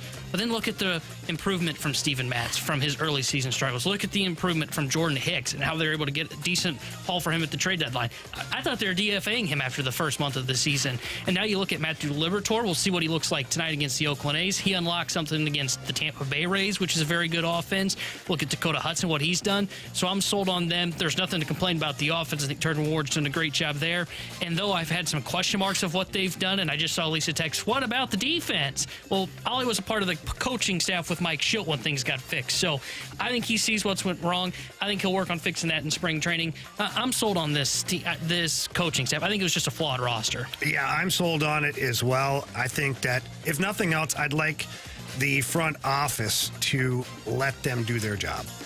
And, no more force-feeding certain players into certain situations and whatnot. Let Ollie Marmol and his staff do their job. And I don't know to what degree or what level the front office intervenes, or even if they do on a regular basis, but it sure seems like it at times. So I'm sold on the coaching staff, at least for the rest of this season, and giving them the opportunity to start next season with hopefully a team that's built a little better. And from the defensive side of things, I'm not worried. This team has gotten better here recently defensively. They're looking more and more like the Cardinals team that we've seen before. So it's going to be a lot of fun. I think going to be a lot of fun seeing these guys work their way out of what has been a really bad season. All right, coming up next here, I want to talk about Tommy Edman, his role, Mason Wynn, Lars Nootbaar, and again, the Cardinals defense. That's next here on 101 ESPN.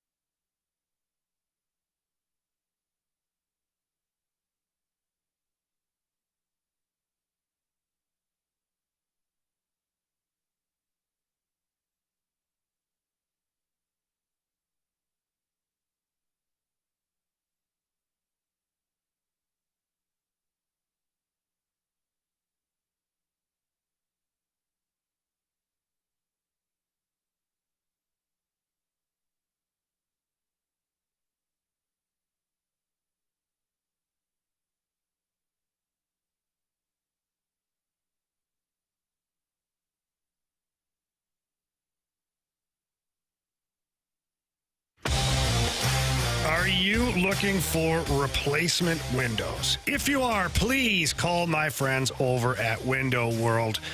As you know, they are the preferred window of your St. Louis Blues. And I'll tell you about the staff itself. They're wonderful. I stopped by the warehouse not too long ago, got to talk to everybody again. And all they talk about is customer service. We want the customers happy. This is how we've built our business, is making customers happy and providing a great product. Well, the product speaks for itself, but I will talk about it for a second here. It's a double-strength glass that is strong enough to where I stood on the glass in the warehouse and kind of bounced up and down, and it did not break. What that means for you is, one, you're getting a really good window, but two, the efficiency of that window. In the hot summers and the cold winters, you're not having any of that leakage. You're not spending money on air conditioning or heating when you shouldn't have to. They also throw down a lifetime warranty that covers all the parts, glass breakage, and labor. And they're still offering 18 months same as cash financing with approved credit. So without further ado, please give them a call. Tell them Jamie Rivers sent you in. That number is 314-993-1800. That's 314-993-1800. Or look them up at windowworld.com.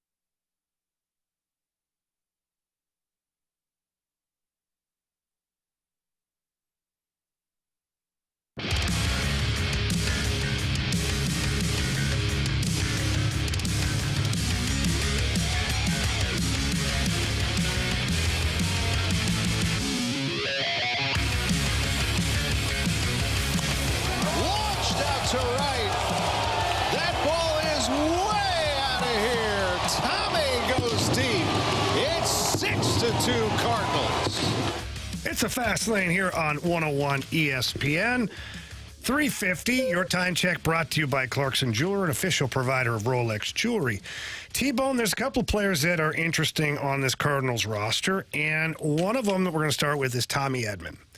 What is Tommy Edman's role moving forward here? If you're the Cardinals and you're looking to build out this roster, get back in the playoffs next year, what's his role for you? I think for me, he's a super utility guy that's coming off the bench for the Cardinals in 2024. Like it's hard to see him. Bench. Yeah, it's hard to see him as a starter because, like, when I think of the everyday guys and what the lineup could look like, and I'm just going to go kind of around the diamond, not give the lineup right now. You know, you got Contreras, the catcher, Goldie first, Gorman, your second baseman, I would say right now. Wynn's going to be at short, Arenado third. Left field, I think the plan is going to be for Brendan Donovan or Alec Burleson to be the left fielder. And whoever's not that left fielder is going to be the DH.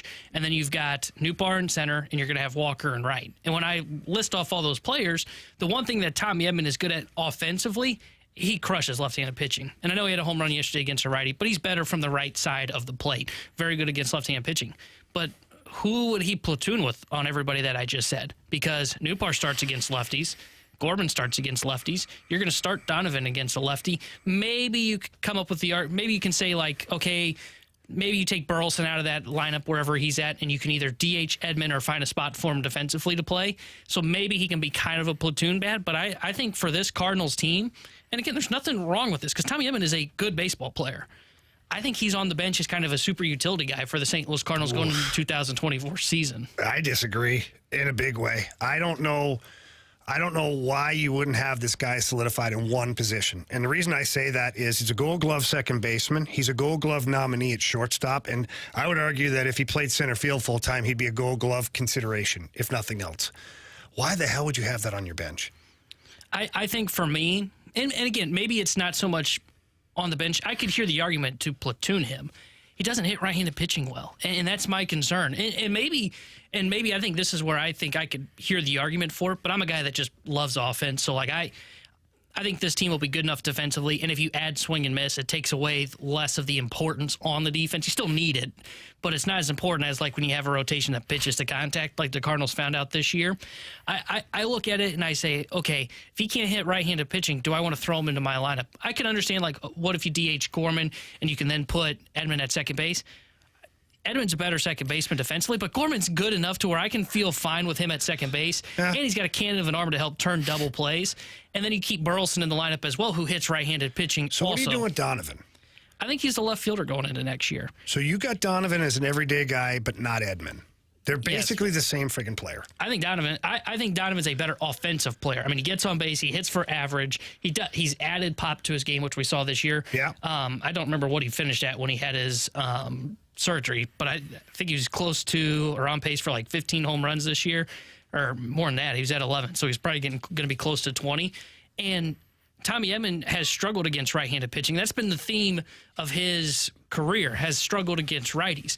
Well, if I've got guys that hit right-handed pitcher better than him, I don't need him necessarily in the lineup. It'd be great to have him if I didn't have a spot that is already blocked right now. I just can't see a spot in which you're starting him every day against right-handed pitching. I just think you can have a good defense that's out there, and he's just on the bench for the team that can maybe come in against a left-hander that can pinch hit late for you, like when Alec Burleson's spot comes up. If he's in that spot, why wouldn't you trade him?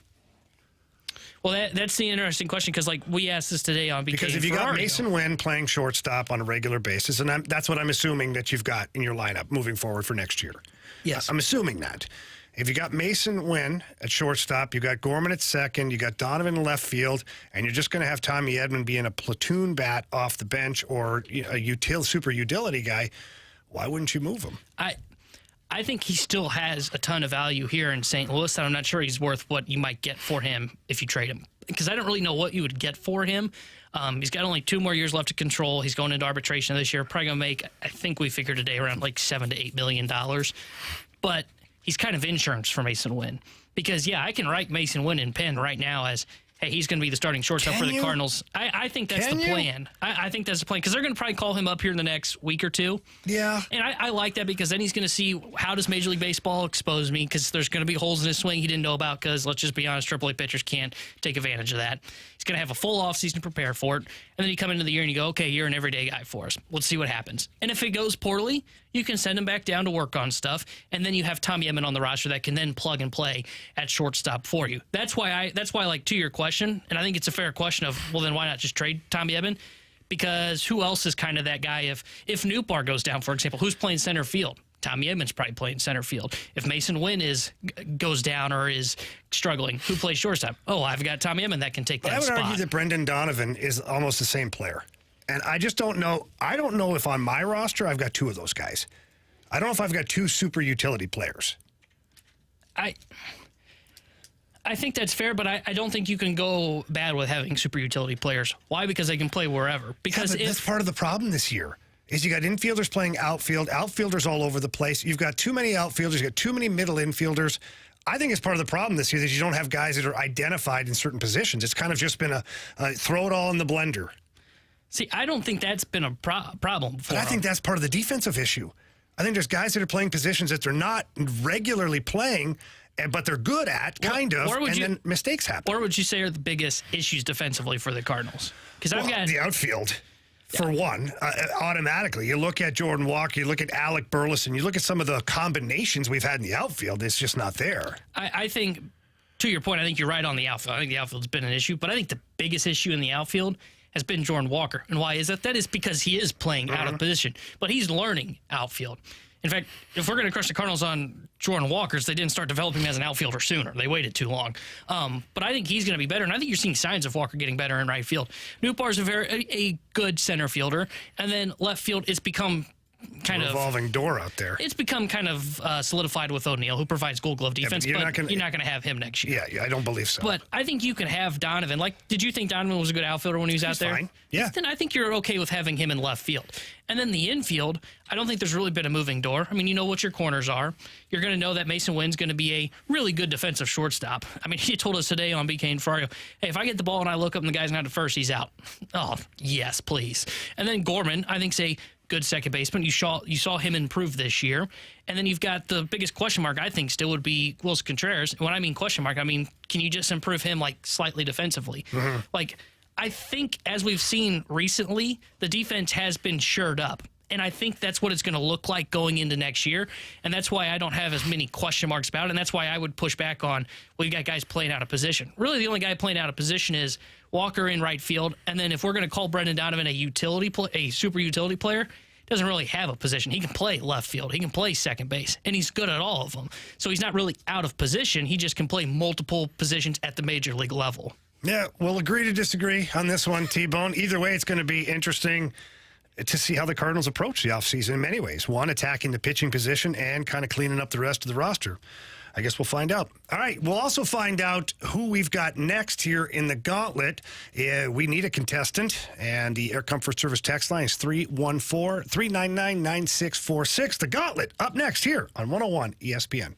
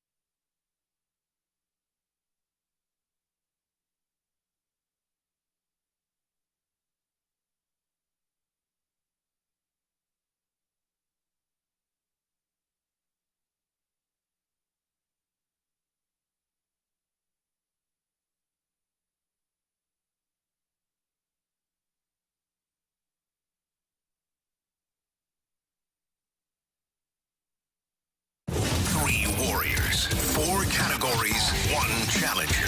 Can you master the gauntlet? Brought to you by Master, your hometown source for business communications for more than 30 years. Visit masstour.com.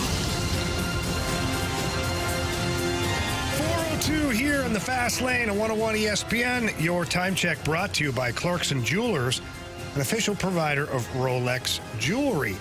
We head out now, and we got Greg in the Gauntlet. Greg, how we doing? Doing good, Jamie. How are you? Congratulations. Thank you very much. Doing pretty good here today. All right, so Gauntlet 2.0. You pick your opponent, and the wheel picks the subject. So who are you taking on today? Well, since T-Bone never gets to play, and he's here, let's go with T-Bone. We had a feeling. Yeah, we were like, fresh fish. Everyone's coming. The piranha are coming for T-Bone. I'm sending a message today. You can write it down, 402. Oh, wow. T-Bone is winning the Gauntlet today and going to silence the critics. All right, Greg, you heard the man. Wow. Good luck, T-Bone. Thanks, you too, Greg. Get out of here. Get to the Cone of Silence. I hope I can find it. I've never been. You're just right around the corner there, right in there, Mike Ryder. Oh, okay. Very warm, welcoming individual. All right, Greg, the next order of business here is you're going to tell Marshy to spin the wheel. Spin the wheel, Marshy. All right, Greg, you got T-Bone. What category are you wanting today? Wanting baseball or football, not hockey. No offense, Jamie. That's just not my thing. That's okay, buddy. Well, I got good news for you. Category's football today. Okay, that's good. All right, so here's how it's going to work. I'm going to find the questions here. I'm going to give Marshy the launch codes, as we call them. And then each question, there's 4 questions. Each question's worth 2 points if you do not use the options. Thank you. And if you do use the options, it's only worth 1 point. And if you miss it altogether, well, you know that. You get 0 points. Greg, are you ready to go? Let's do it. All right, buddy. Again, football is the category. Question number 1. Who is the only NFL player to have 10 or more receiving touchdowns in each of the last 3 seasons? 10 or more last 3 seasons. Oh, I want to say it's Devontae Adams, and it's like Devontae Adams. Final answer. Question number 2. Which former St. Louis Rams quarterback holds the NCAA record for most yards in an NCAA career, recording 20,114 total yards in his years at Houston? At Houston, former Rams quarterback. At Houston. Give me the option. Options are Austin Davis, Nick Foles, Case Keenum.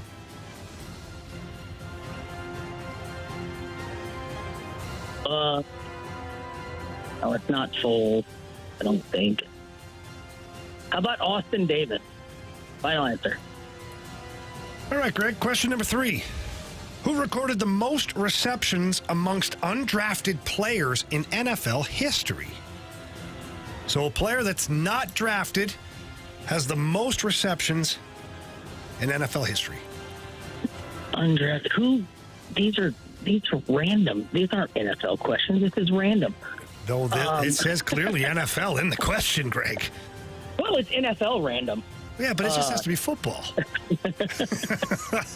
Obviously, give me the option. All right. Was it Antonio Gates, Wes Welker, or Danny Amendola? I knew it was one. Good guy. Yeah, I think Welker was a second rounder, actually. Amendola. Gates. You know what? I think Gates was on Gates. Antonio Gates. Final answer? Yeah. All right. Thank you, sir. Question number 4. In what season did the Carolina Panthers last appear in the Super Bowl? Oh, what year did Cam Newton win the MVP? Was that 14 or 15? Since I need one without the options, I'm going to go shot in the dark and say 2015. Final answer. All right, Greg, let's get T-Bone back in here. He called his shot. He did the old Babe Ruth, pointing out to the outfield there. He's guaranteed victory in here today. I mean, he's the modern-day Babe Ruth / Mark Messier. I mean, my goodness. We got a text from the 636. If he gets the first two wrong, T-Bone should sell. Oh,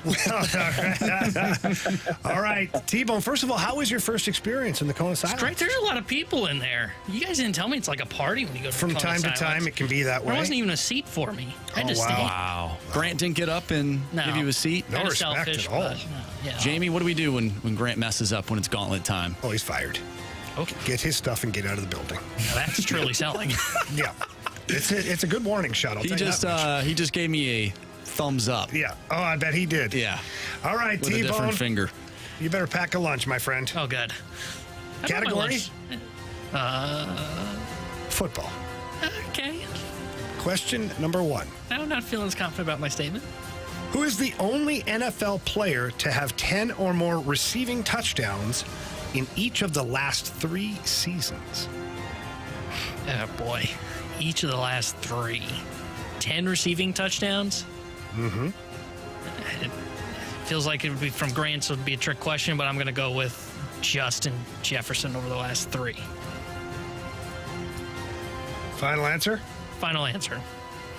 Question number 2. Which former St. Louis Rams quarterback holds the NCAA record for most yards in an NCAA career, recording 20,114 total yards in his years at Houston?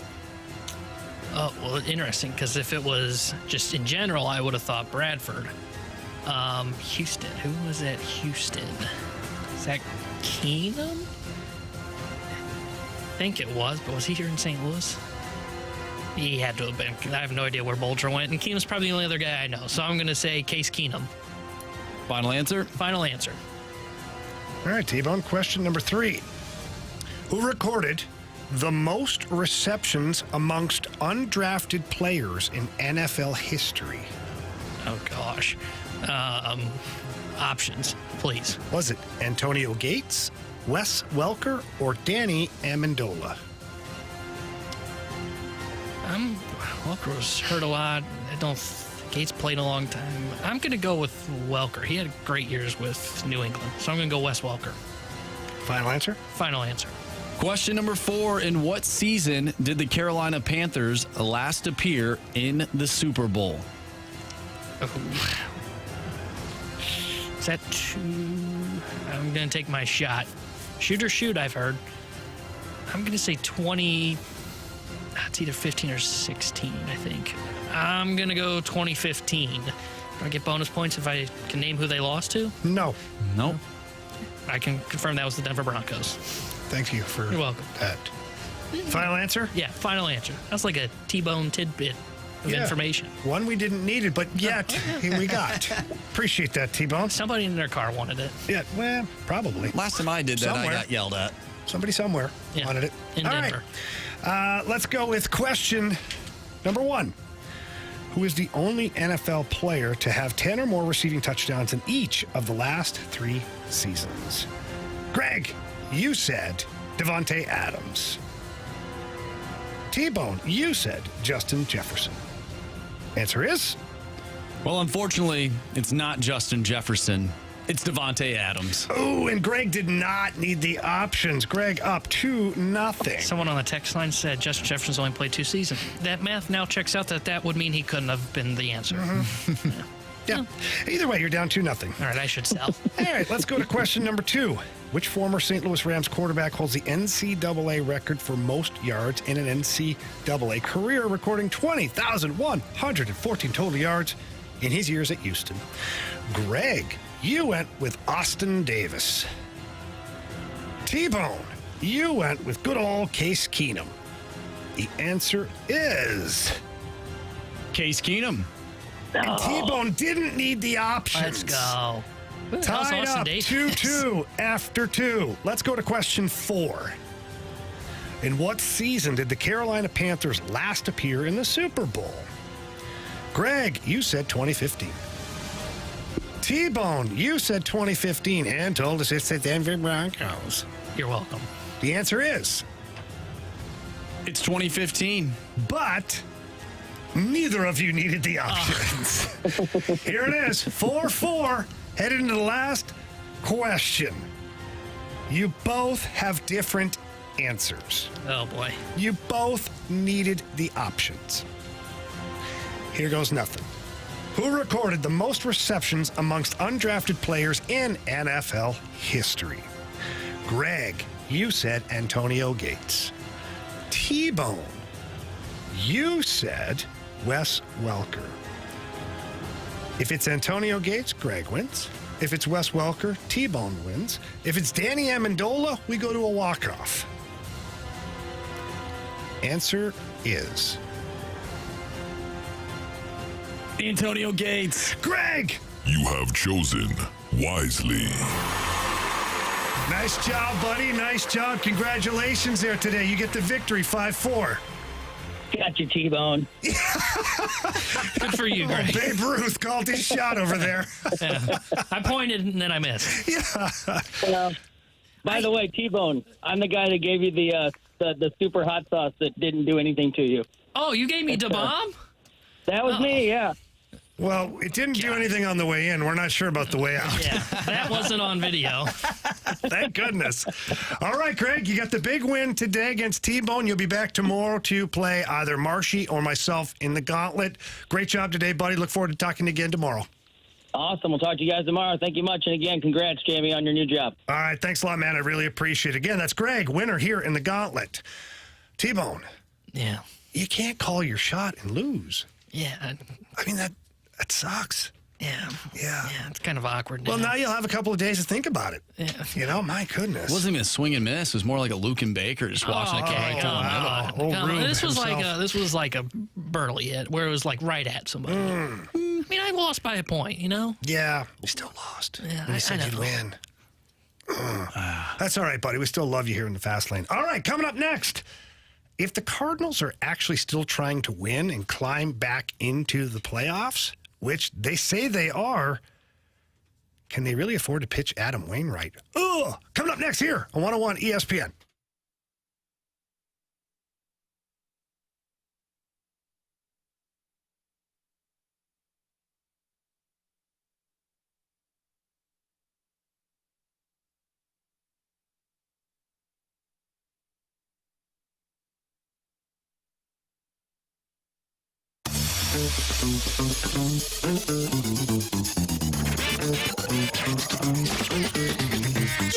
At Johnny Londoff Chevrolet, buying a car is way more than just a price tag. From the moment you walk onto the showroom floor till the moment you drive off the lot with your brand new or your pre-owned vehicle, Londoff Chevrolet team, they want to treat you like family. How do I know about this? Well, because I've been a customer for over 20 years and a friend of Johnny Londoff, the entire Londoff family. They do a fantastic job of making sure that you, for one thing, get the most money for your trading car, too. We have to talk about the Londoff Guarantee. That's what it is. Londoff guarantees top dollar for your vehicle, no questions asked. And along with that, you get a great price tag, and the customer service is fantastic. Remember how it used to be so stressful to buy a car, and you had to sit there and negotiate and dig your heels in? You don't have to do that at Londoff Chevrolet. Not at all. They sit there, they make you feel comfortable, they give you the best price possible, and they want you to have a fantastic experience so that you come back, your children come back, your friends come back, and everybody gets to be a part of the Londoff family. So please visit one of the locations. They got two of them now. The Londoff Autoplex, located out off of Highway 70 in St. Peters. The original Londoff in Florissant, Missouri. Walk in, tell them Jamie Rivers sent you. If you can't get there in person, get there online at londoff.com or LondoffAutoplex.com. Are you kidding me? Johnny Londoff Chevrolet.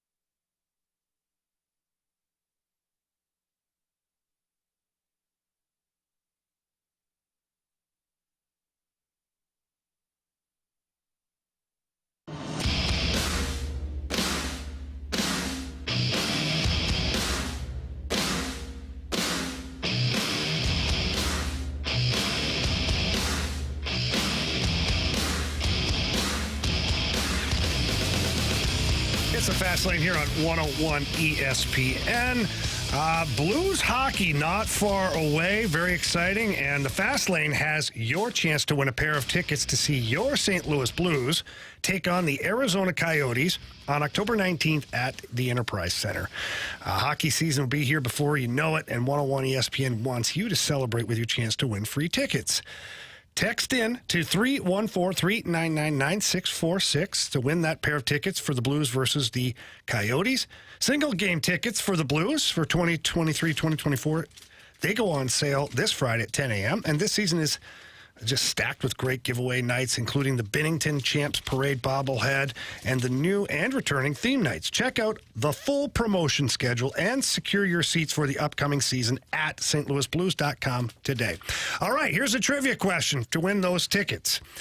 The Blues have a former captain that also played for the Phoenix Coyotes. So what Blues former captain played for the Phoenix Coyotes? Text that in to 314-399-9646. We will take texter number 101 who has the correct answer. All right, T-Bone. A lot of people surrounding the Cardinals organization are still talking about, well, we can make a run here. We can get in, and that's our job. And I get it. That fascinating. You shouldn't be sitting there going, well, we're just going to lose every game. But if there really is a belief that they're not that far out, or that it's not impossible, well, let me word that differently, that because they are far out, and it's not impossible. If you squint. How do you approach this Adam Wainwright thing? Like, we know he's going tomorrow night, but what if tomorrow night doesn't go the way it should? Or what if it's just sort of a mid-performance to where he gives up 3-4 runs, goes like 4 innings? It's not a disaster, but it's certainly not the game that you want. How do you go about handling that? If it's not just a complete disaster and doesn't look, and just be honest, non-competitive, like it has been the last 2 starts, then I think you continue to throw him out there. I think you continue to try and get the chase for 200 and try and get him to 200.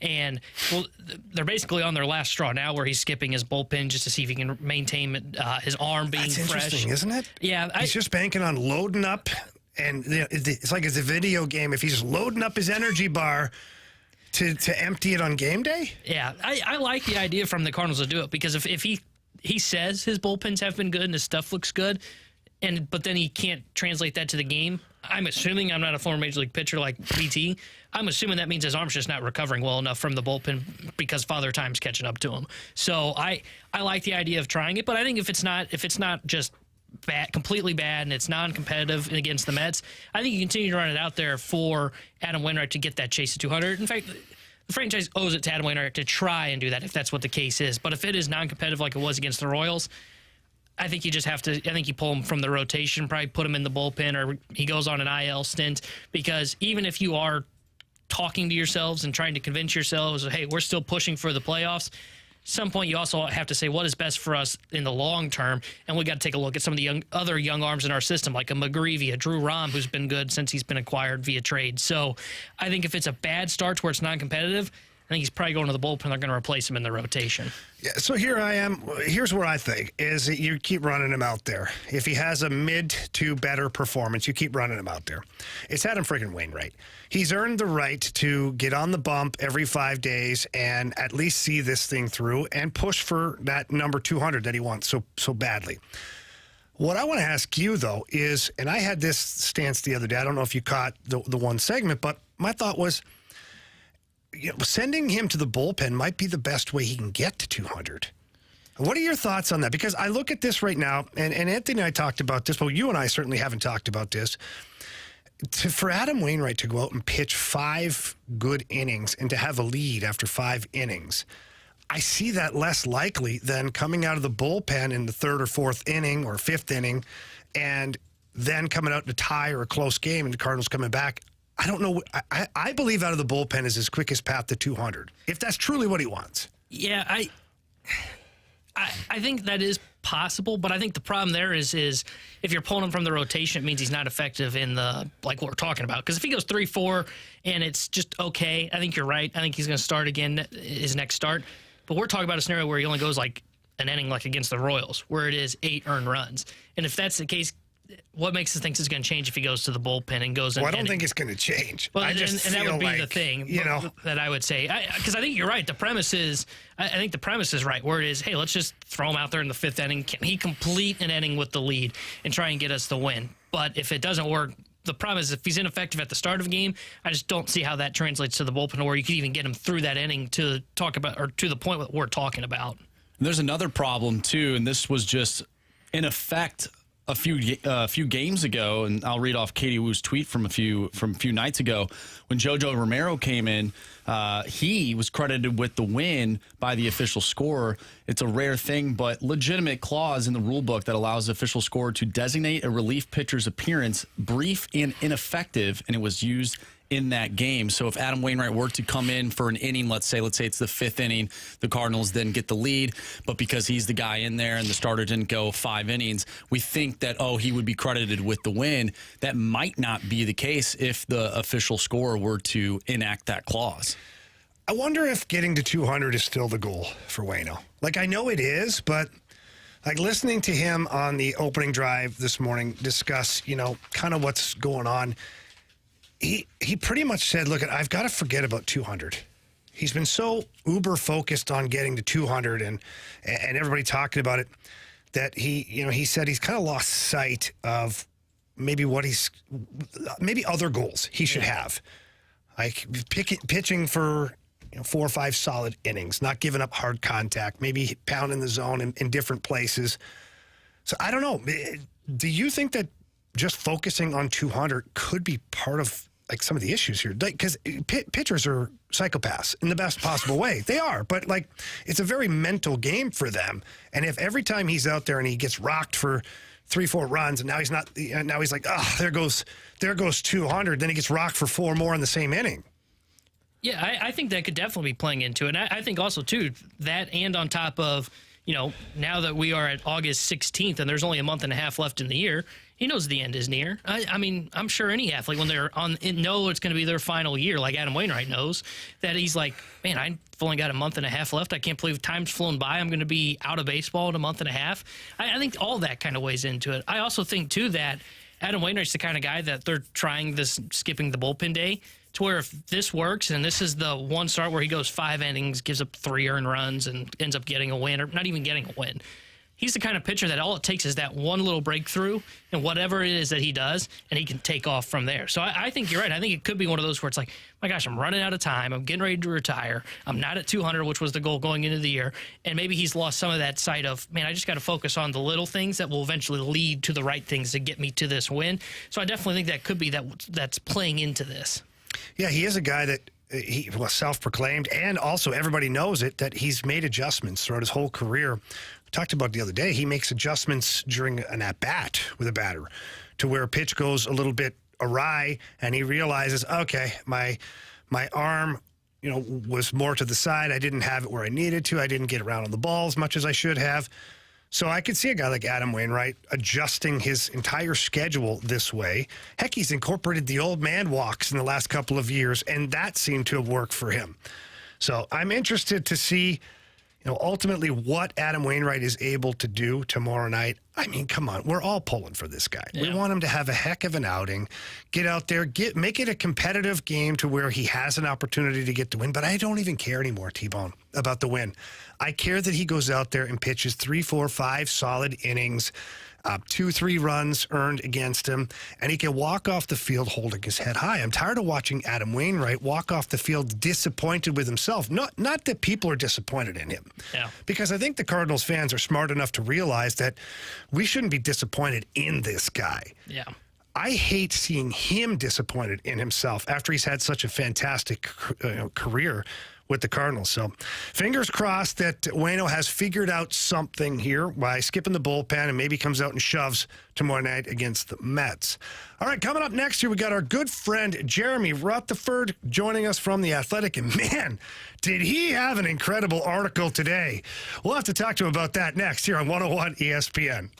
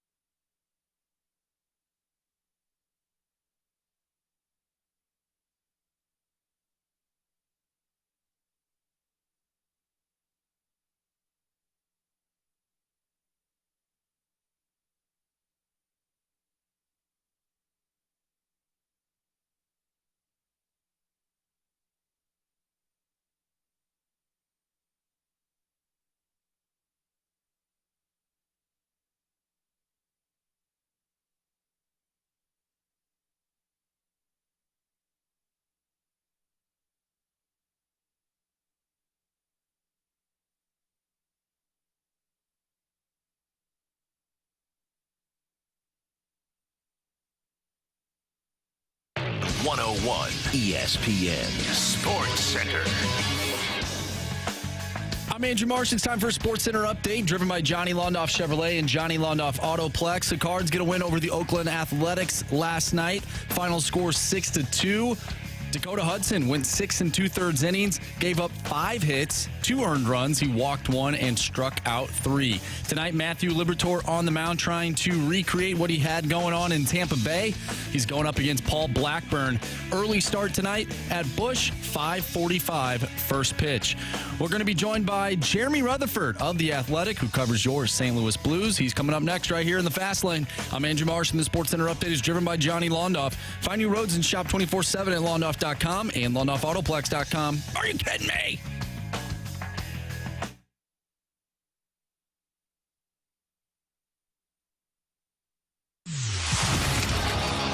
It's time for the Rutherford Report on 101 ESPN. Anything you folks want to know about the fascinating world of pro hockey, here we go. It's a Fast Lane here on 101 ESPN. Jamie Rivers here. Got Andrew Marsh on the dials. Our guy Tanner Hendrickson, kind enough to join us today. Anthony Stalter out until Tuesday. Little family retreat, I believe, for the Stalter family. All right, we head out to the celebrity line now to be joined by our good buddy Jeremy Rutherford today from The Athletic. JR, how we doing, bud? Well, Riv, before we get to that outstanding, tremendous article that I wrote today, today might not be the best day to ask me how I'm doing because is there such thing as too much information on the radio? Yeah. Why? What's wrong, JR? Who hurt you? Today is colonoscopy prep day, so. Oh, wow. That's a real pain in the butt. Yeah, so we're not talking to you from your bathroom, right? Are you currently on the table? If so, I think we're done with our interview. Is that what the echo is? Let's keep the interview short here. Let's keep it short. I'm trying to be an adult, so you sign up for the test, and they tell you it's in 3 months, and tomorrow's that day. So roughing it today. Wow. Well, good luck, my man. I hope everything works out okay. Comes out okay. Yeah, I think, how do we segue? Not sure, but we just will. What's your transition here? JR, honestly, read an article that you wrote today, and it might be your best work ever. I mean, whoever this Rivers guy is, he's one heck of an announcer, and the Blues are lucky to have him. They are. They really are. Hey, congratulations. We rib each other back and forth all the time, Jamie. We got to use today as a congratulations, and thanks for the 45 minutes a couple nights ago to kind of tell your story. And Blues fans certainly familiar with you, with your career, what you've brought to St. Louis, not only with hockey, but in terms of the community with Synergy Hockey, so on and so forth. But I think people are genuinely happy for you. And so I tried to tell a little bit of that story. I texted you last night. I said, hey, I think you're going to want to kiss me. I only write a couple good ones a year, and this is one of them. So hopefully it turned out okay for you. Oh, it was awesome, man. Honestly, a very, very well-written article. And, honestly, JR, I've had so many text messages today, just in general, but received a lot of them from people who found out the news from your article. People, Alan Walsh texted me saying that the piece in The Athletic was fantastic. Jim Ralph up in Toronto, Al Strachan up in Canada. So a lot of people reading your stuff and really liked the article. And, buddy, it was fantastic. I really appreciate it. So did my family. Yeah, no, I appreciate it. And the one thing I was going to tell you, though, is for 14 years, whenever anything happened with the goaltending, whether it be a save by Bennington or breaking things down, I was always able to text or call Darren Pang and, get his comments and thoughts on the goaltending. So for moving forward, I think the only thing I could do, if something happens with the goalies, I can call you for the story, right? Oh, yeah, absolutely. I'm an excellent street hockey goalie. I practiced for a week in the NHL as a goalie with the Boston Bruins and almost got into a game with the Florida Panthers as a backup goaltender. So I'm well-versed, yeah. Have you never heard that story? No, that's going to be my next one. Don't tell all the details. Save that for The Athletic. No, in Boston, the organization has tons of money, but apparently they were too cheap to call up a goalie from the minors for the week. And so Robbie Ftorek went down the list of stats, and I had the most blocked shots on the team. And he said, hey, you look like you'd be okay playing goalie? I'm like, I played goalie a little bit, on outdoor rinks. And he goes, perfect. You're our goalie for the week in practice. So I had to wear Byron Defoe's gear for a week at practice. And it was fun. I had a good time. And then in Florida, we had Roberto Luongo and Wade Flaherty were our goalies. and I was sitting there, and Wade Flaherty had gotten sick the night before, and he was not an option. So we had Roberto Luongo, and they were trying to get a guy as a backup, but they really didn't care. They were like, you know what? We'll see if it happens. Well, then Luongo goes down with like a bad groin at the pregame skate. So the one guy they get in to start the game, and Keenan looks at me and says, hey, you're our backup goalie tonight if that other guy doesn't get here. And I was jacked. I'm like, I started putting on Bobby Lou's gear. I had the Pink Panther mask on. I had a jersey that was made up for me. And I was about 5 to 10 minutes away from being a backup goaltender in the NHL. That guy got there. I offered him $5,000 to walk away. I said, here's $5,000. It's more you're going to make tonight. Just go get lost for 10 minutes. The original emergency goalie. That would have been great. Yeah, I would have had fun with it. Anyways, JR, we got a couple of Blues questions. Again, before we get to that, thanks again, man, for the awesome article. It was very well done and very humbling to read some of that stuff, so I appreciate it very much. No, thanks for the time. All right, so we had a little debate here earlier in the fast lane with our guy T-Bone, who apparently doesn't like the Blues. But anyways. While wearing a blue shirt. Well, yeah, which is really kind of concerning. But we asked, is it better for the Blues to be sellers next year or make the playoffs?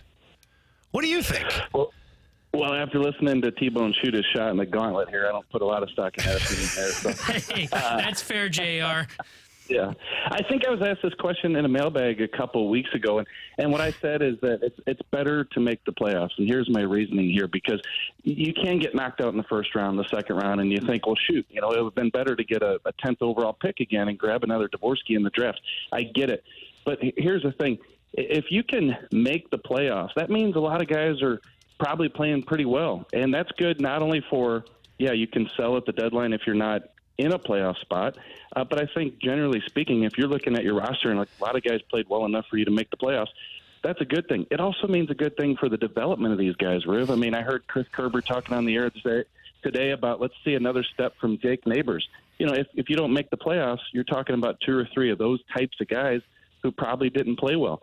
It's also looking at the goaltending. Jordan Binnington, he's got a few more years left on that deal. You don't make the playoffs, that means he didn't play well. So, I think that, sure, you want to be sellers and you want to add some more assets. But to me, I look at this cupboard. There's a lot of good young players. It's just a matter of getting them in there and playing them over the next few years. To me, make the playoffs.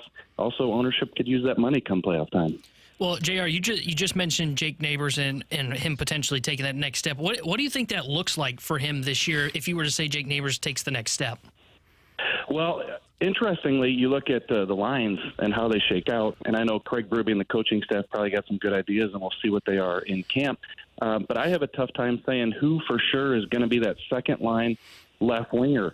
And could it be Jake Neighbors? It could be. If he takes that next step, he could be. That'd be a great step for him because a lot of people, I think, at this point in his career, still early, are seeing him as a third-line guy. But if he can impress enough to show that he can be a second-line guy, that would be a great step. And also it would solve some problems. You could play a Sammy Blais down in your bottom 6. That'd be a heavy fourth line if he did play on your fourth line. So for me, for Jake Neighbors, if he can get you 15, 20 goals and play second, third line and be in the lineup, every night, I think that's a great step. JR, when you look at this Blues roster, look, this last season was not ideal. It was inconsistent. It was not what the Blues intended it to be. In your opinion, which player needs to step up or have a bounce-back year for the Blues? Yeah, let's look at it here. I think. And is it just one, or are there several? Yeah, for sure. There's several. So, if we're going to go over this list, it's probably a few of them. There was some criticism of Jordan Kyrou, but obviously he had some great numbers. You hope for some more consistency from him. But the guys I'll look at are some of the veterans. I think you got to look at Brandon Saad. He's got to be more consistent. He's got to contribute more, especially as one of those leaders on this team. I think Braden Shen at times, even though I felt like he had a pretty decent stretches of time last year, I think he can be better and has to be, especially with Ryan O'Reilly gone. And then you look back at that defensive core, and I think that's where a lot of the finger pointing has been, and probably rightly so. But, Torrey Krug, after invoking his no-trade clause, he's going to be back. He's got to be better. Colton Parayko, Nick Leddy, those are the 3 that come to mind. Falk was good at times, but not the whole year. So I think I'm looking at the veterans. Yeah, some of these younger players you'd like to see more, including a Kyrou Thomas. But to me, these veterans have to lead them through this retool. Great stuff, JR, buddy. We really appreciate you coming on here every week and chatting with us about various topics, but specifically the Blues. And once again, before I let you go, thank you for a great article in The Athletic. And for those who haven't read it, what's your Twitter handle again? JP Rutherford? Yeah, at JP Rutherford, and we'll be seeing you down at the rink some more, Riv. And actually, I got to go, guys. I got to go. Yeah, I bet you do. Good luck with that, by the way, JR. All right. See you later. See you later, brother. All right, that was Jeremy Rutherford from The Athletic, our guy, JP Rutherford, on Twitter or X or whatever the hell we call it these days. Your questions next in the Sports Six-Pack. Please text them in to 314-399-9646. Sports Six-Pack coming up next here in the Fast Lane.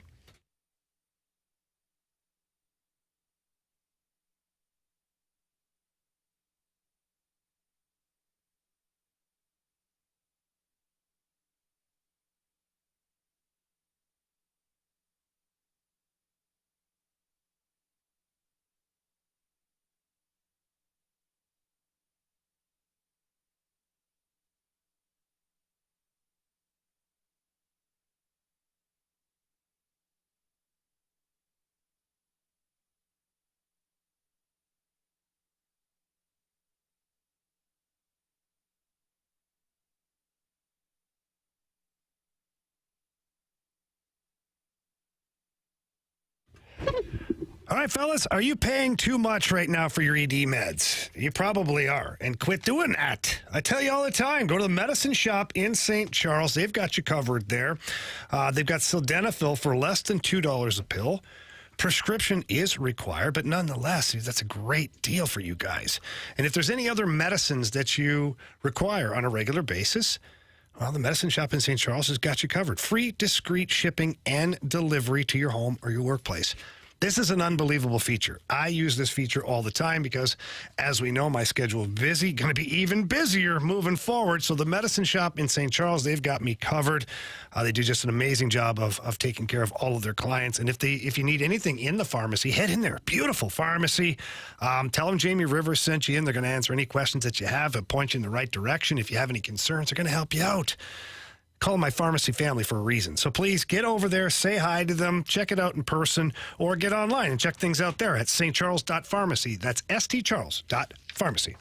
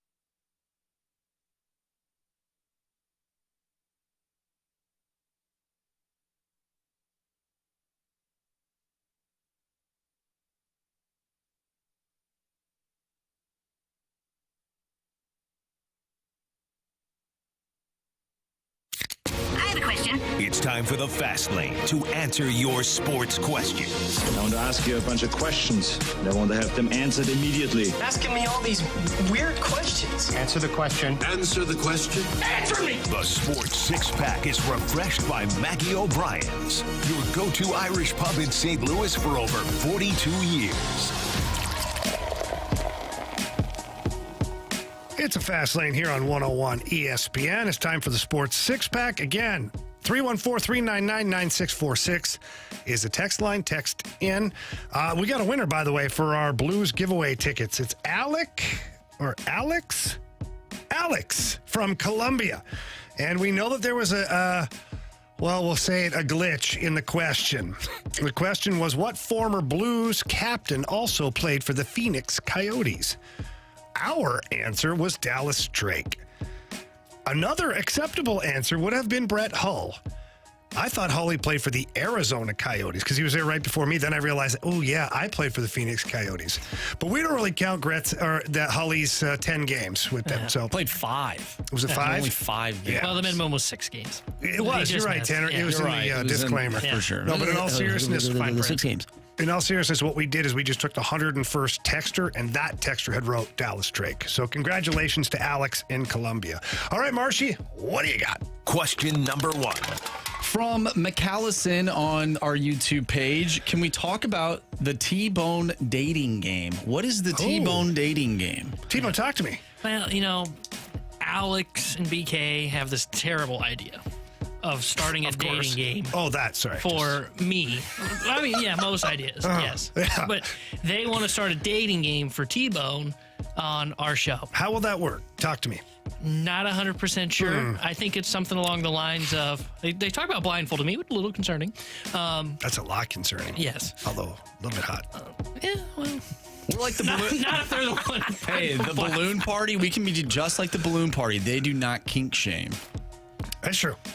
But I think they want to blindfold me, bring in 4 contestants, go through. Who's picking the contestants, though? Oh, come on. Don't call them contestants. Okay, who's picking? What do we call them then? Who's picking the lucky women? Eligible bachelorettes. The lucky women. Who's picking them?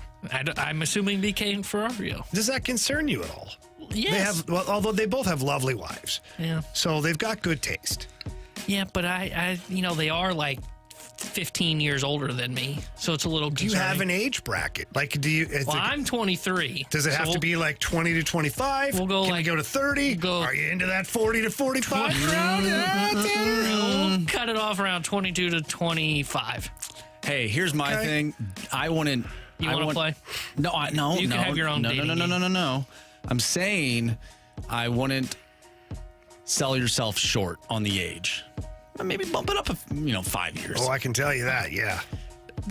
You want to talk about a backhanded, slap right there? What? What did I do? Marsh was just like, dude, you need to bump it up a little bit. You need to bump up those numbers. Tell you what, you get a woman that's a little bit older that knows what she's doing as far as life, what she likes, what she doesn't like, who she is, and all that stuff. You can't beat that, Tanner. I'm telling you right now. Can't beat that. I'll take your word for it. I don't need the dating game here on the station, though. Would you do the dating game if I was the one picking the eligible bachelorettes? No. Really? I just don't want to do it on air. Wow. So you think I have bad taste? There's something to my personal life. You think that I have just bad taste? No. Wow, Ashley, did you hear that? No. Wow. Wow. All right. Question 2, please. You're cut off, Tanner. Question number 2. He's probably glad that you cut him off. From the 314, who makes their team better? Zeke with the Pats or Dalvin Cook with the Jets? Jamie, you have earned your promotion, man. Oh, thank you very much for that.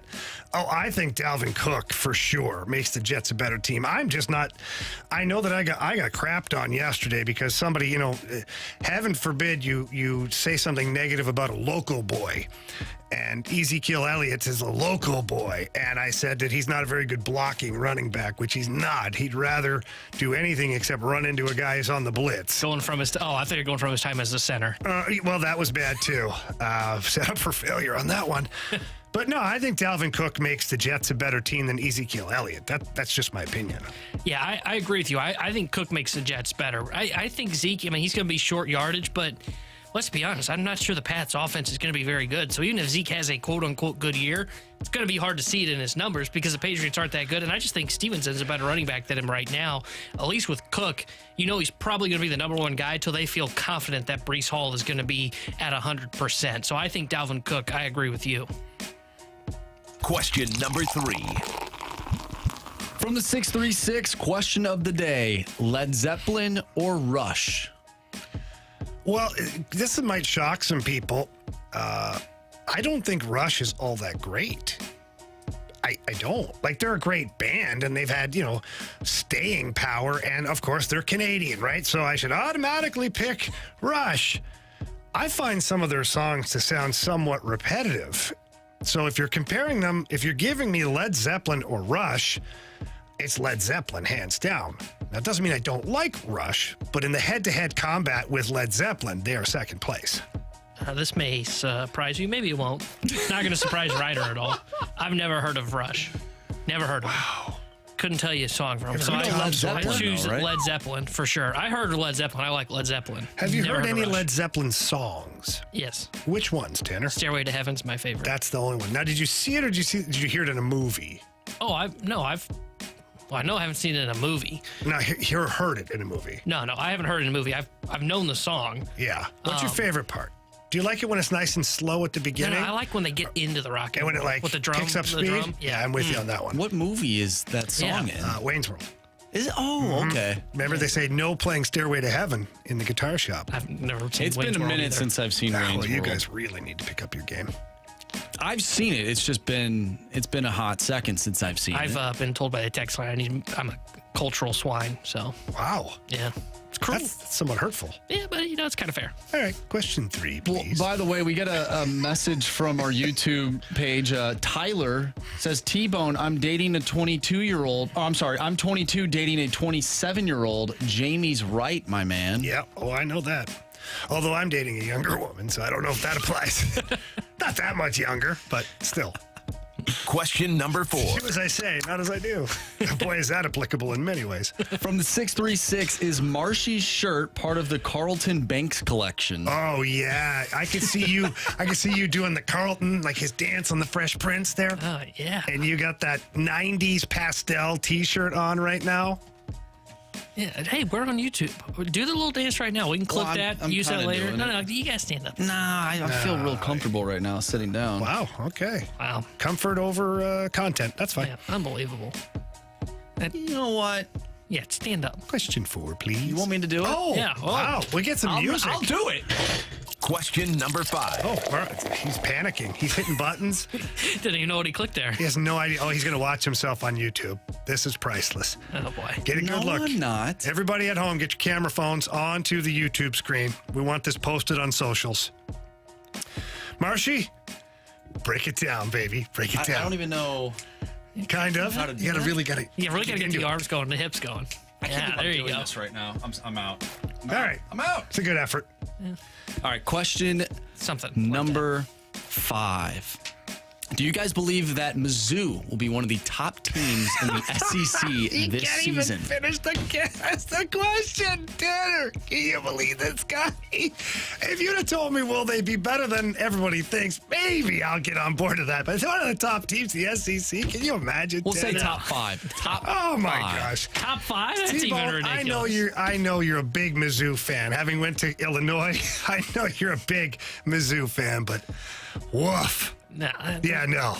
Sorry, whoever wrote that, I didn't mean to hurt your feelings because all questions are important here in the fast lane. But that was a BK question. Yeah. So you're not a big Mizzou fan? No. What is that like being on a show with a guy that just bleeds black and gold? Well, it's something. Tanner doesn't care as long as he bleeds. Yeah. Yeah, it is something, all right. Yeah, he's always like, let's talk Mizzou football. I'm like, let's talk Illini. Yeah. That's what he says. Oh, that's right. You're a big Illini. How are they looking this year? They'll probably be about the same as Mizzou. I'm not going to say they're going to be top 5 in the Big Ten, but they'll be like 6-6 to 7-5 or 8-4. Like that's their range of possibilities. One more, Marshy. Let's go. Question number 6. From the 314, do you guys think Justin Fields will have a Jalen Hurts type season this year? I think it's possible. He's got all of the same attributes as Jalen Hurts. In fact, he might be a better athlete overall than Jalen Hurts. So if he's blessed with a team that can play around him, like Jalen Hurts was handed a pretty good team, pretty good offensive line, some good receivers. If Justin Fields is given that same opportunity, I think he could. Yeah, I think he could too, because I think this is the year that you finally can start to judge what Justin Fields is because of the weapons that they finally surrounded him with. We'll be all the way up to like Jalen Hurts, where he's going to finish second MVP. I don't think he can get that high, but I think he can be like 80% of what Jalen Hurts was last year. And that's enough potentially to put Chicago in the playoff picture in this thing we call the NFC. All right, good stuff there. That's your Sports Six-Pack here in the Fast Lane. We got What's Trending coming up next on 101 ESPN.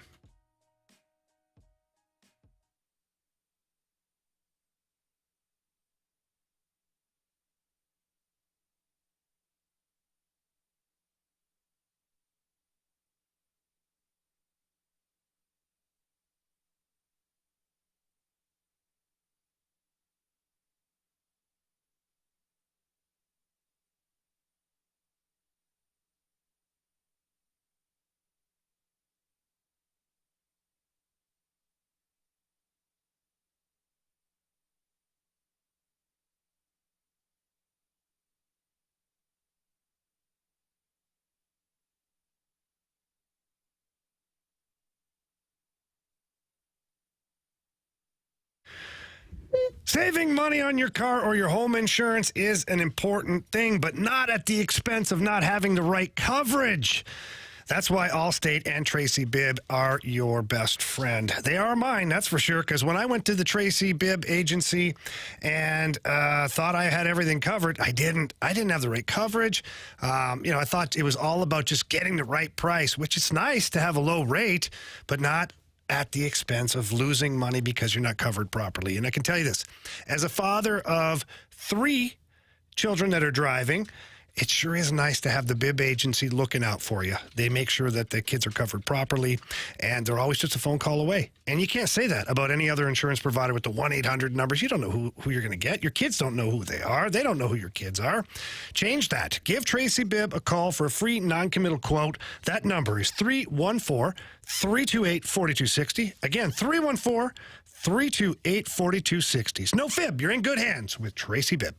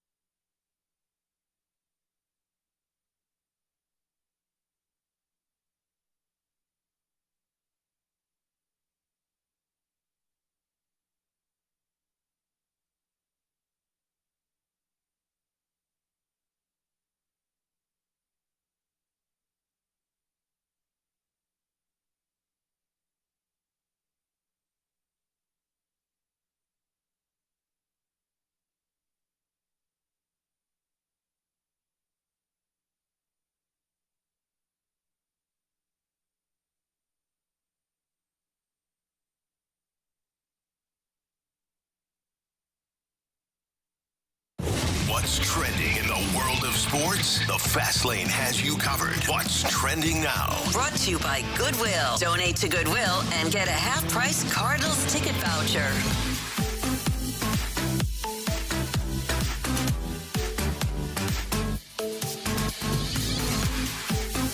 Welcome back to the Fast Lane here on 101 ESPN. Jamie Rivers, Tanner Hendrickson, who's filling in for our guy, Anthony Stalter. I'm Andrew Marsh, and it's time for What's Trending. Fellas, Dakota Hudson with a pretty stellar performance yesterday, 6 2/3. I thought he was going to get through 7. He gives up the home run late in his outing, but we talked about him earlier today with BT. We mentioned him in Are You Sold? Guys, Dakota Hudson, what are we thinking happens with him at least the rest of the year heading into next season? Oh, he's got a spot in the rotation for the rest of the year. That's a no-brainer for me, especially with the injury to Steven Matz and the uncertainty around Waino right now. He's got a spot in the rotation, and I guess the uncertainty, too, around a guy like Zach Thompson. Can he continue to pitch the way he has? Dakota Hudson has absolutely guaranteed himself, if nothing else, a spot in the rotation for the remainder of this year. Yeah, I agree. I think he's guaranteed himself to start the rest of the year, and I think he's guaranteed himself at least being tendered a contract in the offseason, because I really questioned that What is a month ago. What is that going to cost the Cardinals? 5? It's probably somewhere in that range. I don't think it'd be anything over 5. I think he'd probably be like 3 to 5 would be my guess. Why wouldn't you do that, right? If he's pitching like this, why wouldn't you? It's a security blanket. I can't really name a reason why not to. I mean, because even if he starts the year in AAA, there's not a lot of teams that can go, hey, we can actually pin in what we think our 6th starter is going to look like. We know Hudson's going to come up here. Maybe it'll be a little bit of a roller coaster, but we know we're going to get 5 solid innings from him. 5 innings, 3 runs. That's what you'd expect. And again, we're planning on him not being in the rotation. We're planning on him being that first guy that starts if needed, and he probably starts the year in the bullpen. I think he's definitely guaranteed himself a spot on the roster for next year. Guys, I want to bring this up, and I want to know what you think about it. Melissa High School in Texas, they just have over 1,300 students. They have built a 10,000-seat, $35 million football stadium. Is that a little? $35 million for a high school football. So obviously there's an alumni that's done really well for themselves, man or woman, not sure. But, okay, so in Texas, high school football's massive. We know that. The school itself's only 1,300. How big's the town around it, though? I guarantee that there was a need for it. I bet you there were so many people that wanted to go to these high school football games, and they probably had a 2,500-seat type deal, lots of students from whatever schools, and it was probably busting at the seams. And I bet you they'll do something with it, too, to where they bring in some smaller venues, help pay for the cost of this with some concerts or something like that. I don't know. It seems outrageous, but not really when you're talking Texas football. It's 16,000, almost 17,000 people in the little town. So okay, so still, yeah. So obviously that's more than 1,300. How big is it? 10,000 seat? 10,000 seat. I think that checks out. It's not terrible. So I went to Texas 2 years ago for family vacation. I flew down, met my family, and then we drove through like Dallas, Austin, San Antonio. May have been one other one that I can't remember off the top of my head. But just driving by, I'm like, man, that's a really big football stadium. What is that? Oh, that's a high school football stadium. Oh, it was unbelievable. Just the amount of lights, baby. It's a lot like that, and I bet I didn't even see that one. But they're all of them look just like that. Where you drive by and you're like, this looks nothing like a football stadium. I do play-by-play on the side. I've been to high school football stadiums. They look nothing like what I saw in Texas. I mean, Texas football is, in my opinion, the Texas biggest high school football. Well, Texas high school football is probably the biggest sport when it comes to at the high school level in all of America. I guess you can maybe compare Minnesota high school hockey. Totally. They sell out the XL Energy Center. But they only do that for the tournament. Right. Yeah. These people are selling obviously 10,000 seat. That's fewer insane. Games too. I mean, look at when you have TV series and movies that are made around Texas high school football, when you have reality shows centered around Texas high school football, it's bigger than what we know, guys. And we obviously know it's big, but we don't live down there. So I don't think it's outrageous to have a 10,000-seat stadium. Whoever purchased it, paid for it, and built it, or drew up the concept of it, definitely thought that there was a need for it. Guys, I saw this the other day, and I wanted to bring it up, but I didn't. But so I'm going to do it now. There was a guy and a girl who went on a date, and this guy had placed a bet beforehand. No. And during the date, it was a first date, by the way, T-Bone. What kind of bet? It was a Why'd bet. you say my name? Well, you're looking I'm just bringing. actively. We were just talking about the Okay. T-Bone dating series. So maybe you think this is something I would do. And we'll be on the YouTube page coming here coming shortly. up shortly. But he was on a date. Presented by? The medicine shop Yeah. in St. Joe's. Sildenafil, less than $2 a pill.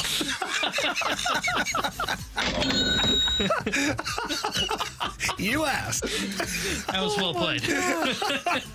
Anyways, he makes this bet, and it involved Mookie Betts hitting a home ironic. run. Yeah, exactly. And in the middle of the date, he gets up and yells, "Yes!"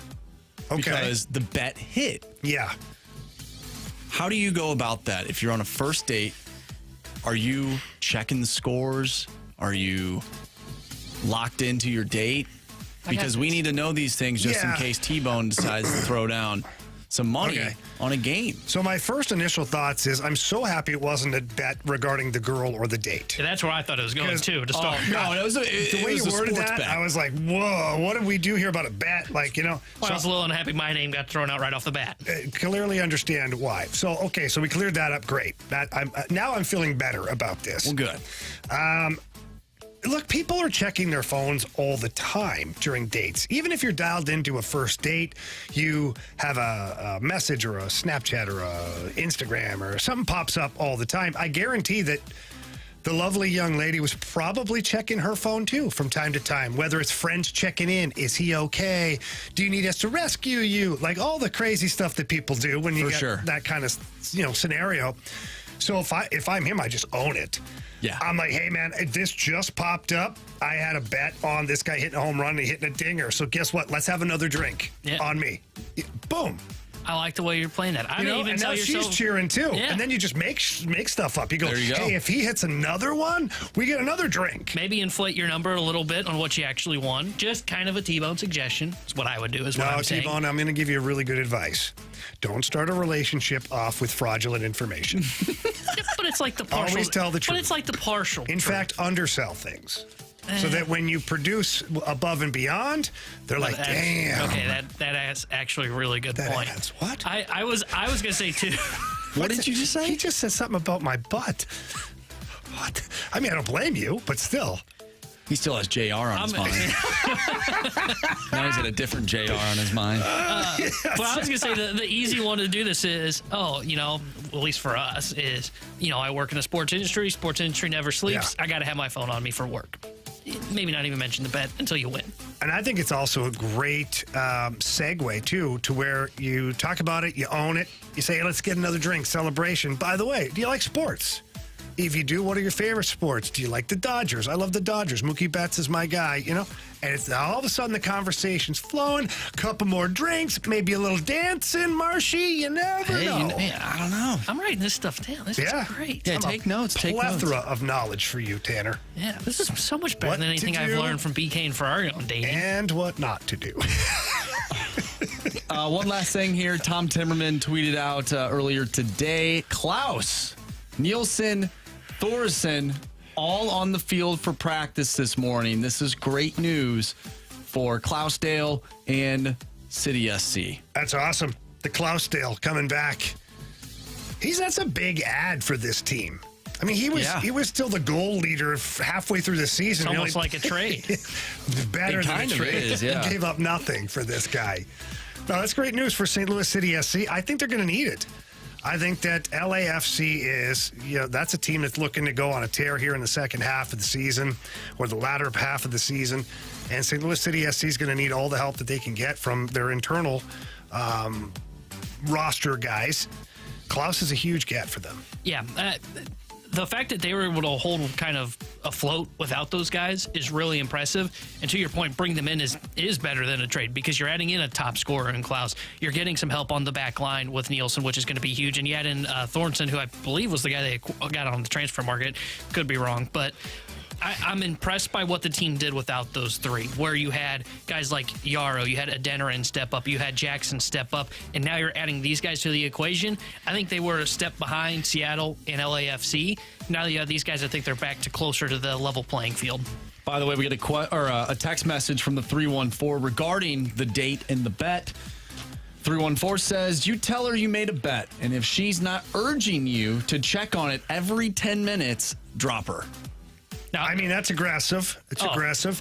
Okay, see, this is why I need to take notes, because I was going to say, Jamie, this feels like a good idea. Yeah, I don't know. I guess it would depend on how interested I was off the hop. If it's someone who is a really good person, I like the conversation, we have a lot of things in common, we're having a good time, I don't necessarily want to give the old ultimatum right away. You know, maybe I'll just massage it a little bit and just be like, yeah, I got a little bit of a bet here, you know. By the way, again, segue. By the way, are you a sports fan? If so, you like the Dodgers? Hey, home run. Let's get on home run watch together. Let's bring her into the bet. I mean, to where she's supporting it. I like that. I mean, I like it. I like the information. Yeah. Jamie, you're always giving out good information. Young guys. Yeah. Come here. I'll take you under my wing. Yeah. I got you, boys. You might be my coach. All right. I don't know about that. What's trending? That was it right there. Andrew Marsh brought us that. And coming up next, do we have a returner for this? We do. I believe so. Yeah. We'll double check that information. But beat the streak and biggest question of the day. No, that's not it. What do we got, Marshy? We got three. All right. Beat the streak coming up next on 101 ESPN. We'll figure out the rest.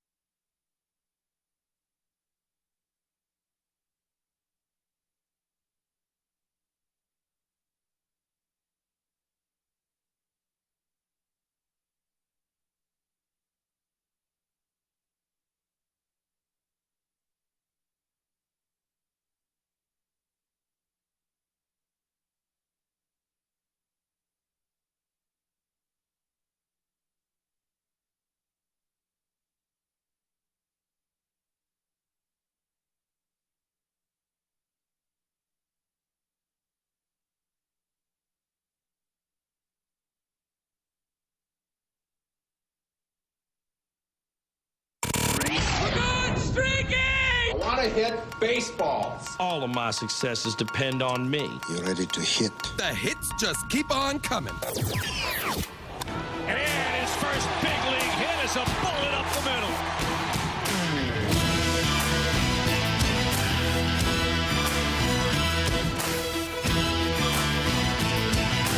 Back here in the Fast Lane on 101 ESPN, Jamie Rivers here, Tanner Hendrickson subbing in for our guy Anthony, Andrew Marsh on the dials. It's time for Beat the Streak. We got our guy John. That's it. Why did I have Greg written down? Greg was the Gauntlet. Yep. Man, head trauma's real. John, welcome back inside Beat the Streak, buddy. Hello, how you doing? Good, buddy. You had a good night last night, huh? He did okay. Yeah, not as good as my night, though. No, not as good as yours. I had Arenado for a home run. I had him for a hit. He goes 4 for 5. I wake up, people are writing articles about me. John, I had a pretty good day. Hanging out with Tanner. Yeah, hanging out with T-Bone. I mean, come on. What gets better than that? Well, they can't all be wins. No. Well played. Ricochet just hit Tanner. I love it. All right. So what's the order here then, Marshy? Yeah, so John will go first. We'll have Tanner filling in for Anthony, who's at a streak of 3. Both John and Stalter are at 3. Then you'll go, Jamie. You're at 1, and I did not get a base hit yesterday, so I'm back to 0. I'll go last. All right. So John goes first? John goes first. John, you got the honors, my friend. We're going with the leadoff guy. We're going with Lars. Oh, you're grinding. Okay. I like it, John. I like it. Okay, so Lars Nootbaar for our guy John. Then it's Anthony/Tanner, correct? And I'm going to keep the streak alive. Okay, let's go, baby. I'm going with Alec Burleson. I think he's been swinging the bat well, running into some bad luck. I smell a hit coming tonight for Burley. All right, so T-Bone/Anthony has Burleson. Okay. Is it me now, Marshy? I'm going right back to the well.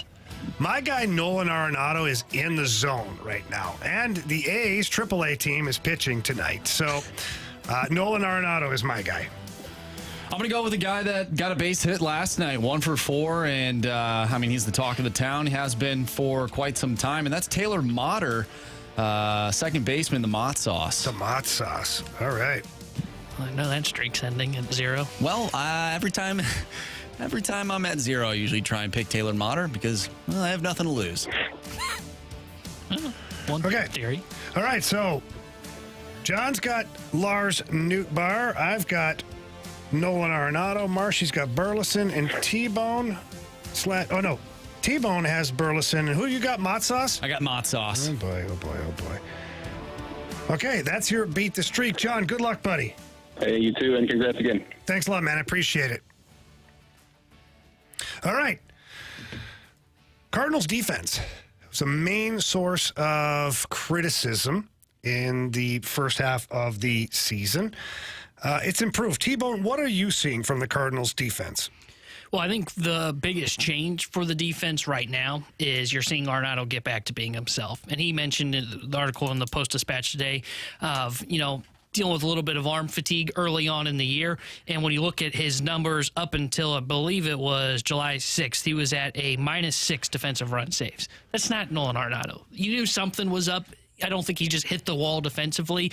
Ever since then, though, he's been really good defensively where he's +5 defensive run saves. Then the other difference has been the outfield. I think the outfield defense has really improved. And this is where we were talking about this earlier, where it becomes a question of, okay, how much of that should I really buy into? Because why do I think some of that's improved? I think part of that's because Tyler O'Neill's in left field. And then you allow Nootbaar to be in center, Carlson there until he got hurt. Those guys have played pretty good center field. And I actually think Jordan Walker's really improving too. I think he looks a lot better. There haven't been as many moments recently to where I see a fly ball go to right and I have to close my eyes and turn and go, oh, please. When I turn back around, he has the baseball that he caught, not that it hit the ground. So I think that's been the biggest change for the Cardinals is I think Arenado's playing more like himself, looks like the guy that you were expecting going into the year. And I think just as a whole, the outfield defense has kind of calmed down. Yeah, I would agree to that. I mean, the first half of the season or the beginning part of the season was very uncharacteristic of the Cardinals. It was stuff that you just don't see. Nolan Arenado at times was, 2 or 3 stepping towards first base before throwing. He missed a couple down the baseline, which we take for granted how good he really is. Yeah. But it was uncharacteristic. And I think what you're seeing here recently is, man, Arenado has made some friggin' plays. I mean, that guy, I think he's going to work out okay, T-Bone. I mean, I don't know about what his future is, but, man, he's pretty good. So, look, I think the defense part of it is slowly taking care of itself. I think injuries and inconsistencies in your roster played a part in all of that as well. One thing, too, that's played a part in some of the struggles for the Cardinals is the pitching. And we know, Captain Obvious here. But I'm not talking about the rotation. I'm talking about the bullpen. They have 25 blown saves, which is the highest in Major League Baseball. It's been ugly at times. But, T-Bone, are the bullpen struggles directly correlated to the rotation struggles? Because early in the season, you could say that. But lately, they've been getting some good starts from some of the starting pitching, and then it just falls off the edge. I mean, is it a combination of, or is it a situation where the arms are just tired from too much all year? I think that may have been the case in the first or second month, I guess it would have been after that first month struggles for the Cardinals. Now it's just more so of they just don't have the guys in the bullpen. I mean, the Cardinals are carrying, 3-4 long relievers? Casey Lawrence, there's so many I can't even think of all of them. Andrew Suarez, I think Palante's kind of in that role. Like right now, they just don't have the dudes. Now, I will say this, where I am getting a little concerned is Ollie is turning to the three same guys right now in games that don't matter, and turning to Jojo Romero, who I believe has the most appearances since the trade deadline. Giovanni Gallegos has been in a lot, and they're using Verhagen a lot. That one I'm not as concerned about because he's going to be a free agent and let's just be honest, he doesn't have a future here in St. Louis past this year.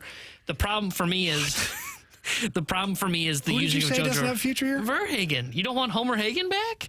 Or you want Homer Hagen back, I guess? No, I thought you said Jojo Romero. No, he's going to be here. I was reading a text, and I was like, what is wrong with this guy? Go ahead, sorry. No, he's going to be here next year. I will guarantee that one. Absolutely. My concern, though, is that they've thrown him so much. It's almost like you would expect. The way they are using their bullpen right now, and it is partly because of the way it's constructed with so many long relievers there, the way they're using their bullpen now, you would think they're in a pennant race where it is, man, we really got to win this game. We got to throw JoJo out here. Even in yesterday's game where it wasn't a save situation, where they were up 6-2 in the ninth inning. And that's kind of my concern is if you were in a pennant race, I could understand pushing a JoJo Romero, where he has the most appearances since the All-Star break, or since the trade deadline, pushing a Giovanni Gallegos.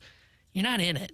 You're not in it. And I understand they're trying to win. There's value in that. For a guy like Jojo Romero, he finished last year with the Cardinals. Then he spent most of the year in AAA this year, had a couple of call-ups, and then since he's come back up, he's had a role.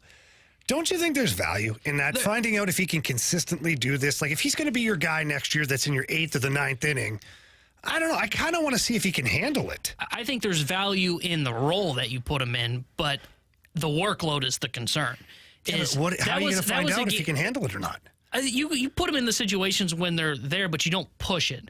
Like the way they're doing this right now, it feels like they're in a pennant race. Yeah, well, I'm not into coddling players like that. I'm not into coddling players. I'm not either, but I don't want to push him when it doesn't matter, and that's my concern right now. What if Romero's telling him, "Give me the damn ball. I want it every day"?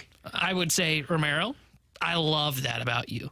And I'm going to get you as many outings as I can, but I don't want to overwork you because we're going to be precautious. You bring that attitude in spring training and into the next year, because that's when we're really going to need that attitude. We're really going to need that guy that wants the ball every day. And I would love to hear about a guy that wants the ball every day. Problem is sometimes you got to protect the player from himself. And right now, my concern is like last night's game, Jojo Romero should not have pitched the 9th inning. That should have been a night where it's off for Jojo Romero. There are going to be opportunities to give him the spot that you're talking about, where it is, hey, it's the 9th inning. There's a runner at second. That's the tying run. Let's see how he handles this. Let's put him in there. He hasn't pitched in 2 days. Yesterday was one of those where it's like, okay, we could have saved Jojo's arm for that inning. And I get it. We'll take T-Bone. It's an inning. Yeah, but it's an inning that I'm throwing him out there where he's been pitching a lot lately that I could have saved his arm from. Yeah, well, you're allowed to be wrong. Anyways, Andre Palante, this guy here, like, where is he for you? Because this was a guy last year that I thought was rock solid. He did everything you asked him to do. He was closing games. He was mid-relief. Heck, you had him as a starter at times.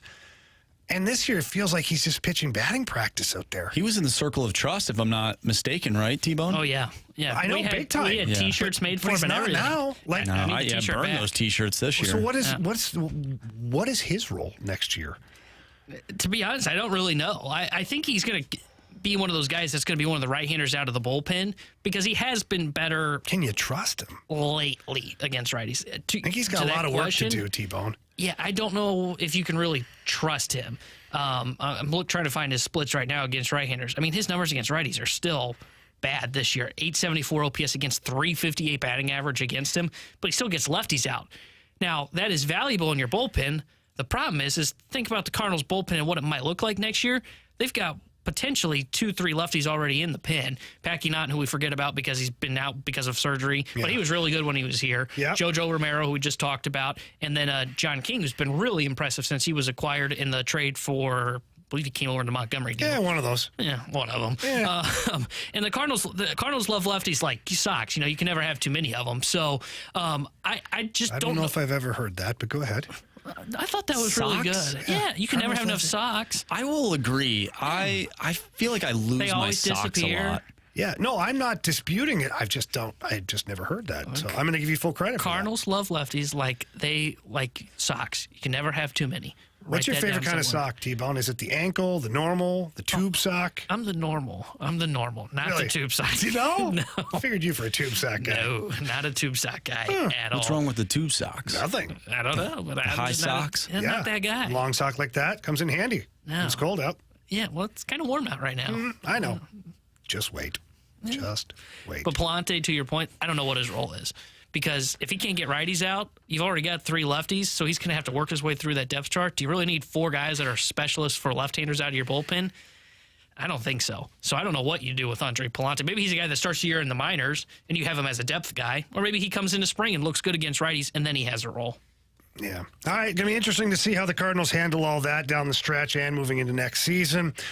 Coming up next here, we've got the biggest question of the day right here in the Fast Lane on 101 ESPN.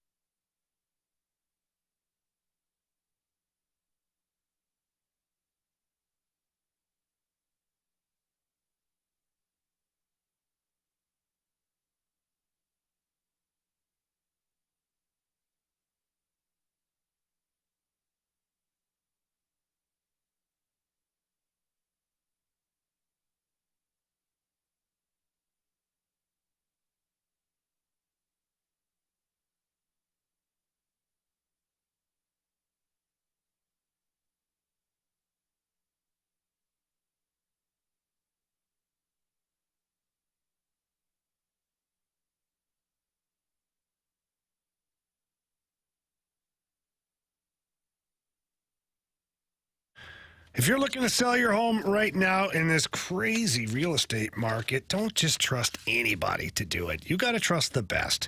And when I'm talking about the best, I'm talking about Gloria Liu with Your Home Sold Guaranteed Realty. Here's why. Gloria, she already has the buyers.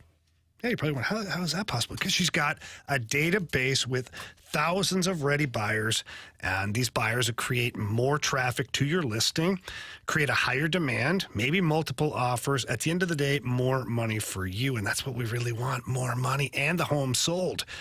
Gloria also has several options for the seller. The one that I like the most is called Guaranteed Sales. This is where Gloria will sell your home at your agreed-upon price, or she buys it herself. And she guarantees that in handwriting. So again, go with the best. Go with Gloria Liu with Your Home Sold Guaranteed Realty. Give her a call. Tell her Jamie Rivers sent you. That number is 314-325-6888. Again, it's 314-325-6888. Or you can visit GloriaHasTheBuyers.com.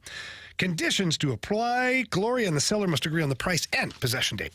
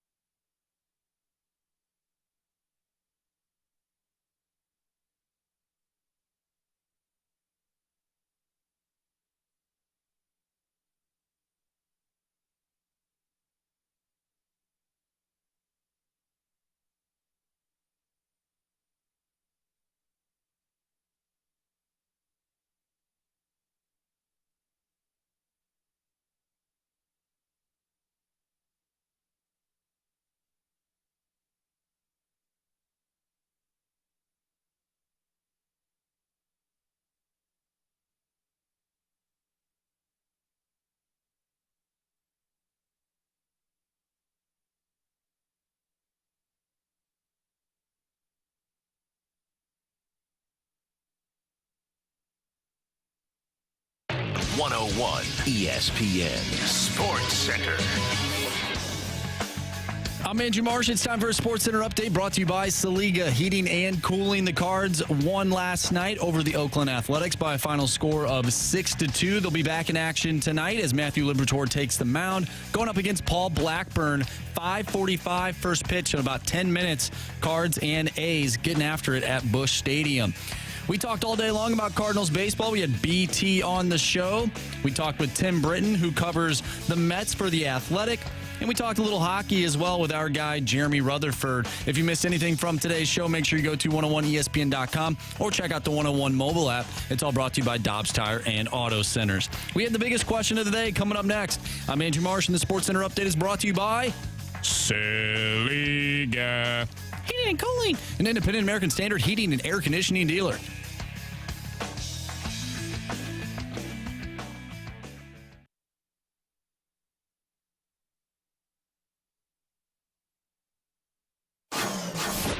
It's time for the Fast Lane's biggest question of the day. It's a Fast Lane here on 101 ESPN. Jamie Rivers, Tanner Hendrickson, Andrew Marsh with you. It's that time of the day, boys. Time for the biggest question of the day. We were just talking about leadership during the break. We got a question from the 636. If you could add one guy to the Cards clubhouse for leadership purposes, who would it be? Shohei Ohtani. I heard the guy's a real leader. His interpreter there is a real kick-ass guy, too. Forget the on-the-field stuff. Yeah. I mean, that's good, too. He's rah-rah. He comes in, he throws the spread down once a week, I heard.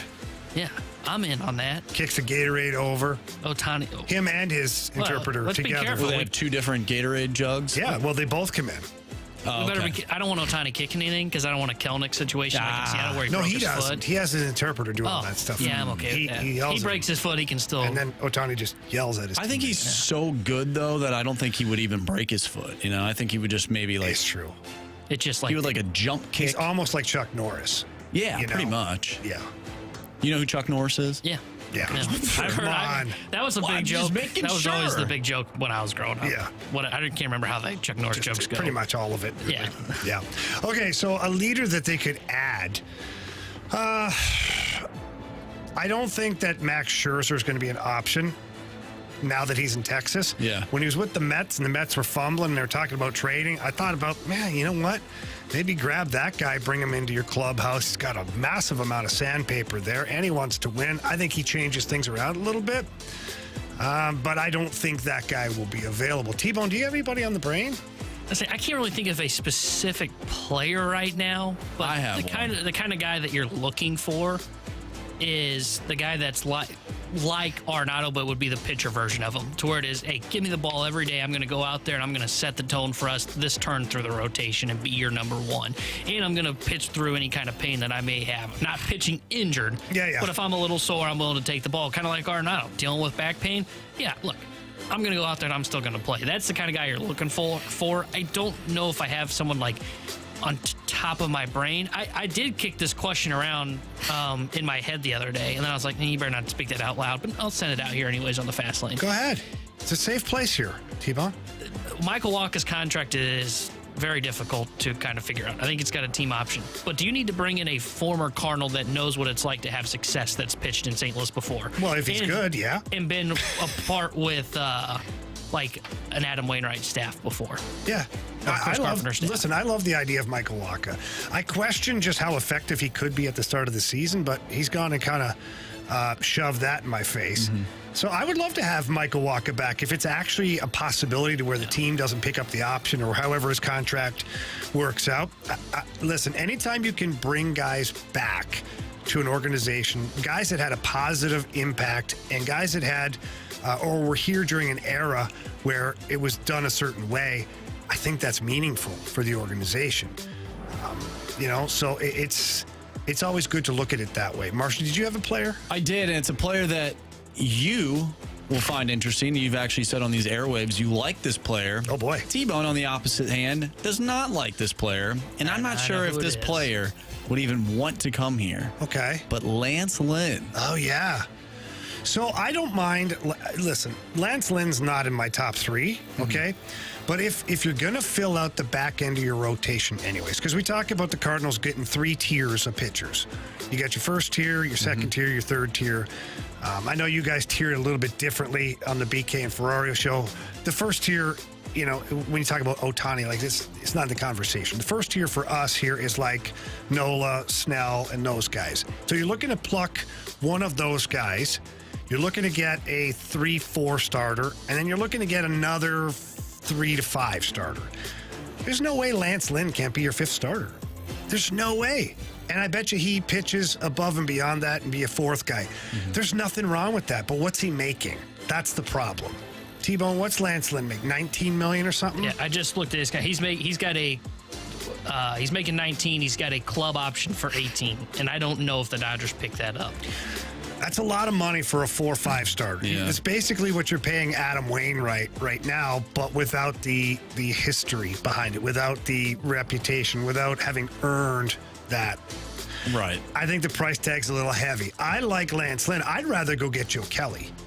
I'd rather go get Joe Kelly and put him in my bullpen. You got a very similar type personality, a little blank you in his game, literally, and, you know, it's not going to cost you all that much. So I'd rather go get a Joe Kelly. I've loved that guy for so long now. They are going to need someone in the pen that kind of fills the Stratton role. And what I mean by that is the guy that's got kind of the rubber arm that you always hear about in the bullpen. I don't know if Kelly falls into that because he's dealt with so many injuries over the last couple of years. Gas, man. Have you seen him recently? He's been great. He's back on the IL, though. Ah, son of a bitch. Lance Lynn's been great, too, for the Dodgers. I just looked up his numbers. He's 3-0 with a 2 ERA in 3 starts. But they are going to need someone that kind of has that attitude that I talked about with the front-end guy, where it is, hey, give me the ball, I'm going to go out there and give you 6 innings. They need a guy like that in the bullpen, to where it is, hey, yeah, I can go out there and give you an inning. I can pitch 3 in 4 days. That was what Stratton was. He wasn't as effective as maybe you would like it to be. He was really good. He was good, though.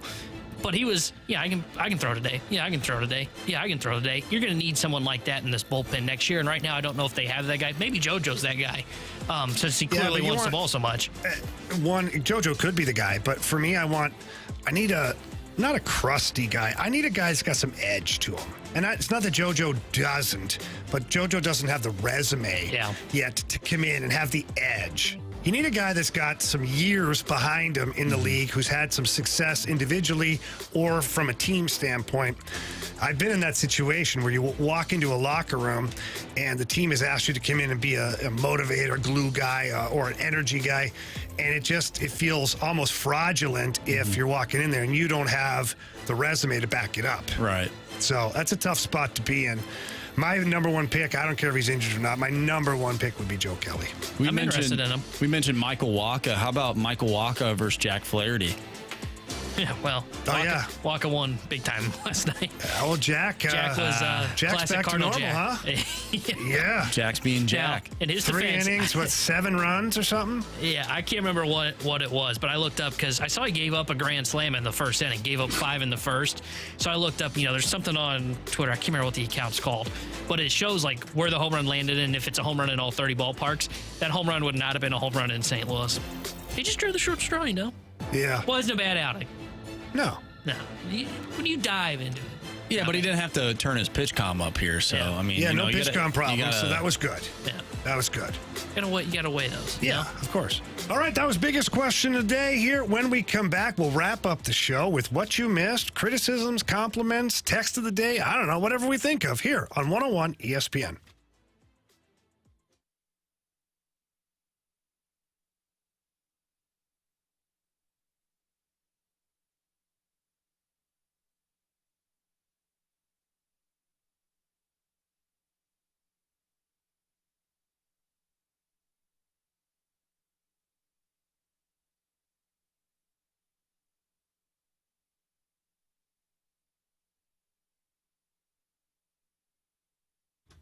Jamie Rivers here. I want to talk to you about my guy, Ron, the Wizard of Comfort over there at Swiss Air Heating and Cooling. As you know, they have the magic tune going on, $69. You get a 29-point cooling system check to ensure that your cooling system doesn't break down. You don't want it breaking down at all, that's for sure. Again, $35 off any service call. They're normally $95. You call our guy, Ron, the Wizard of Comfort, $35 off just like that. And If you're purchasing a new HVAC system from Swiss Air, you receive $1,200 in instant rebates, an extended parts and labor warranty, a Blackstone Pro Series 5 burner 28-inch propane griddle with range top. It's incredible. Incredible. Utility rebates may apply. Federal tax credits. Financing is also available. And all you have to do is mention Blackstone to get that offer. So call our guy Ron, the Wizard of Comfort, at 636-978-7800. Again, that's 636-978-7800. Mention the word Blackstone to get that incredible offer, or you can visit them at SwissAirSTL.com.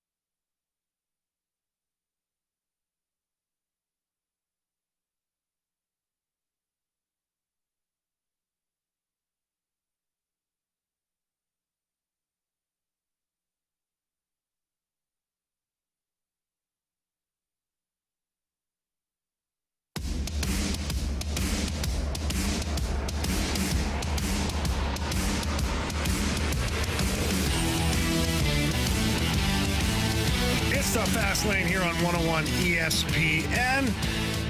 We are going to, let's see here, what you missed today. We had a lot of stuff going on today. Our guy BT joined us for 2 segments. Those were 2 great segments. We talked about the young pitching. We talked about Dakota Hudson, Matthew Liberatore, Zach Thompson. We also talked about the Blues. Tanner doesn't like the Blues, doesn't want them to win next year or make the playoffs. T-Bone showed up right about that segment, just sat down and stayed here for the full show. That's a good point, too. But yeah, so we had that. Around. We had Tim Britton on, who covers the Mets. We asked him a couple of questions. Some intriguing stuff going on there with the Mets and how that could affect the Cardinals off season. We did a little bit of Are You Sold? We talked about Adam Wainwright and what it looks like for him following his start tomorrow night against the Mets. We had our guy JR on from The Athletic, who had an incredible article today. You'll have to go check that out. And let's see here. We had Beat the Streak and all that other fun stuff. Marshy, time for criticisms and compliments. What do you got for us? From the 636, much congrats to Rivs on the new Blues gig. Thank you very much for those who haven't heard. I was hired as the lead analyst for Blues games. So Darren Pang, we know, went to the Chicago Blackhawks, and now I will be taking his spot alongside John Kelly and the rest of the amazing crew over at Bally's. But I'm not leaving the fast lane. I'll be here for as many days as I possibly can be. When I'm not here, I'll be joining the fast lane via the access unit or the telephone or the booth or whatever the heck I can possibly do to stay on the fast lane. I will be here. So appreciate the support very much. From the 636, it's been cool watching Jamie grow as a sports analyst. I appreciate that. It's wild, man. To think back a couple of years ago and to drive the bus, like to be the host of the show is such a different animal than being a second or a third chair. You can kind of screw around when you're the second, third chair, look up stuff. That's what I'm doing right now. Right? It's not as much pressure. But yeah, it's been an awesome ride. And obviously I hope it continues this way. Started out with Stalter in the turn and middays here on 101, and I'm all grown up now, Tanner. I need to share the story of the first time that I met Jamie, and it was when we were doing, I think it was you and BK at the time, and I filled in, and I guess Alex was out, and I was producing the show, and Jamie goes, "Hey, what's your name, kid?" Tanner. Scared, by the way. Tanner. You got a nickname? Well, my friends called me Tan Man. That's not a nickname. You need a real nickname. Henceforth, where T-Bone came from. You came up with that? Yeah, I didn't know that. Yeah, Jamie came up with T-Bone, and I wish I had that nickname in high school. Yeah, the Tan Man. It wouldn't have been rejected by Ashley, so. There we go. You talking about my girlfriend? No. What's going on here? Well, there were a lot of girls' names I could have picked that rejected me. I just went with the one that started with an A. Yeah, T-Bone was born in the midday show. And, okay. Ever since then, he hasn't looked back. At T-Bone 101 ESPN. I like T-Bone better than Tan Man. Yeah. Yep. Enter Tan Man. Enter Tan Man. That's not bad either. From the 636, Marshy has that 90s cup you used to see everywhere look going on today. I love it. Oh, yeah. Does it look like that cup that people used to drink out of? Disposable cup that people could just throw on the side of the road. Yeah, that's exactly what I am. Or what I look like. Our guy, DJ Piddles, came up with that in the office, too. He was mentioning something like that. So maybe that was him who texted it. It probably is. His avid listener to the show. Yeah, absolutely. Little Piddle is? Yeah, Piddles loves it. Yeah. Yeah. He sent me a formal email today. Did he? Why? They weren't. John Denton can join my show tomorrow. Oh. For some reason, he had to share. Well, he had to send me an email instead of just telling me. Wow. It's kind of weird. He wants a paper trail. I'd be careful. I'd be careful with guys like that. I didn't know he had an email. Seriously. From the 314, I think BK and Ferrario are holding Tanner back. He is really showing his potential today. Or maybe Rivers is the Mahomes of radio and can make anyone sound good. Anyway, good job, T-Bone. T-Bone has been awesome. I don't know about the Patrick Mahomes thing, but T-Bone's been awesome. I've loved doing this, buddy. We got you again tomorrow. You've come a long way. Never mind me. You've come a long way. T-Bone behind the board when he started out doing the board op, then the producer, and then third voice now on the BK and Ferrario show, now subbing in on the fast lane. You're doing awesome, man. Thank you for your help. Well, thank you. I really appreciate it, and you're definitely the Patrick Mahomes of radio. Oh boy, I'll take it. Why not? I got that big contract too. Now that's where the comparisons die right there. I'll tell you that much. From the 501, I'm sitting here drinking beer, rehabbing a fresh tattoo, and loving the show. Even without Anthony, congrats, Jamie. Couldn't happen to a more adequate dude. T-Bone, nice to have you on the show. You're great. Love y'all, Adam. All right. Thank you very much. Nursing a fresh tattoo. Great. I'll drink a beer for you tonight, too. I'm looking to get some artwork done here in the near future. Got a guy not too far from here. Okay. 13 Roses, Matt. This guy is the bomb. He is an absolute artist like you wouldn't believe. What are you getting? Going to sleeve in one of these arms. I'm not sure which one. I'm going to tell Matt to just pick the arm and go for it. 2024 Detroit Lions Super Bowl champions. Ooh. I mean, it's in play. You never know. I saw that on Twitter. You see that on Twitter? Yeah. What an idiot. Oh, seriously an idiot. But nonetheless, lots of fun. If I got a tattoo, I'd be... You've watched Friends, right? Friends? Yeah. You know the episode where they go to get tattoos and Phoebe leaves with just a dot because it hurts? That's me.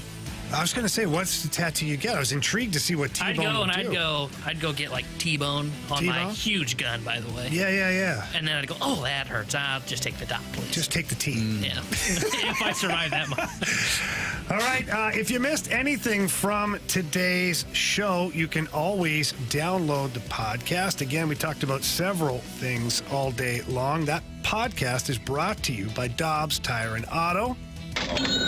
Tomorrow, we got T-Bone back with us. We're going to hopefully try and get BT. We're going to reach out to Matt Holliday, and we're going to talk about a bunch of stuff. We got some blues content as well. We got Leo Mazzoni. We got Leo Mazzoni. So, Tanner, I don't know if you've ever interviewed Leo Mazzoni. I know you've heard him, okay? Leo is a gem. He's a national treasure. He's a little bit old school, I would say. I like it. A little bit. A lot old school, but nonetheless, a lot of the things that he talks about are really kind of intriguing. It makes you wonder, like, have they gone too far in the other direction with pitchers and with pitching staffs? Sometimes Leo gets a little animated with what he's talking about. I am anxious to talk to him, though, about Adam Wainwright. We talked to him before about Waino a couple of months ago. But I am anxious to see what he has to say about Waino. You know, Waino will have his start again tomorrow night. But as a pitching coach, as a manager, how do you handle that guy? How do you approach a guy like Adam Wainwright, who's a legend for the organization? And, you know, how hard is that decision for Ollie to, one, just keep wheeling him out there? And two, what if you don't wheel him out there? Yeah. So it's going to be interesting to get Leo's take on all that stuff. We'll also have, hopefully we continue our Beat the Streak tomorrow. Talk about a Cardinals winner. Hopefully we're talking about Matthew Liberatore absolutely shoving. Maybe not, because it's already 3-0 Oakland. Okay, so Matthew Liberatore not shoving. That's a loaded lineup. Maybe we'll talk about a big comeback for the Cardinals. Great day for the bullpen, huh? Yeah, guys, positive around here. Sure. No? Yeah. Well, I think you might be right about the offense. They may look good tonight. Yeah. Well, they better. They're already down 3 Cobb. Let's go Arenado. Get that home run for me. Where that base hit. I got Burleson for the home run. All right, everybody, have a great evening here in St. Louis. Drive safely if you're on the way home. Have a great dinner. Enjoy your family. Enjoy your friends. Maybe kick back, get the feet up, have a drink. Either way, we'll see you tomorrow here in the Fast Lane. See ya.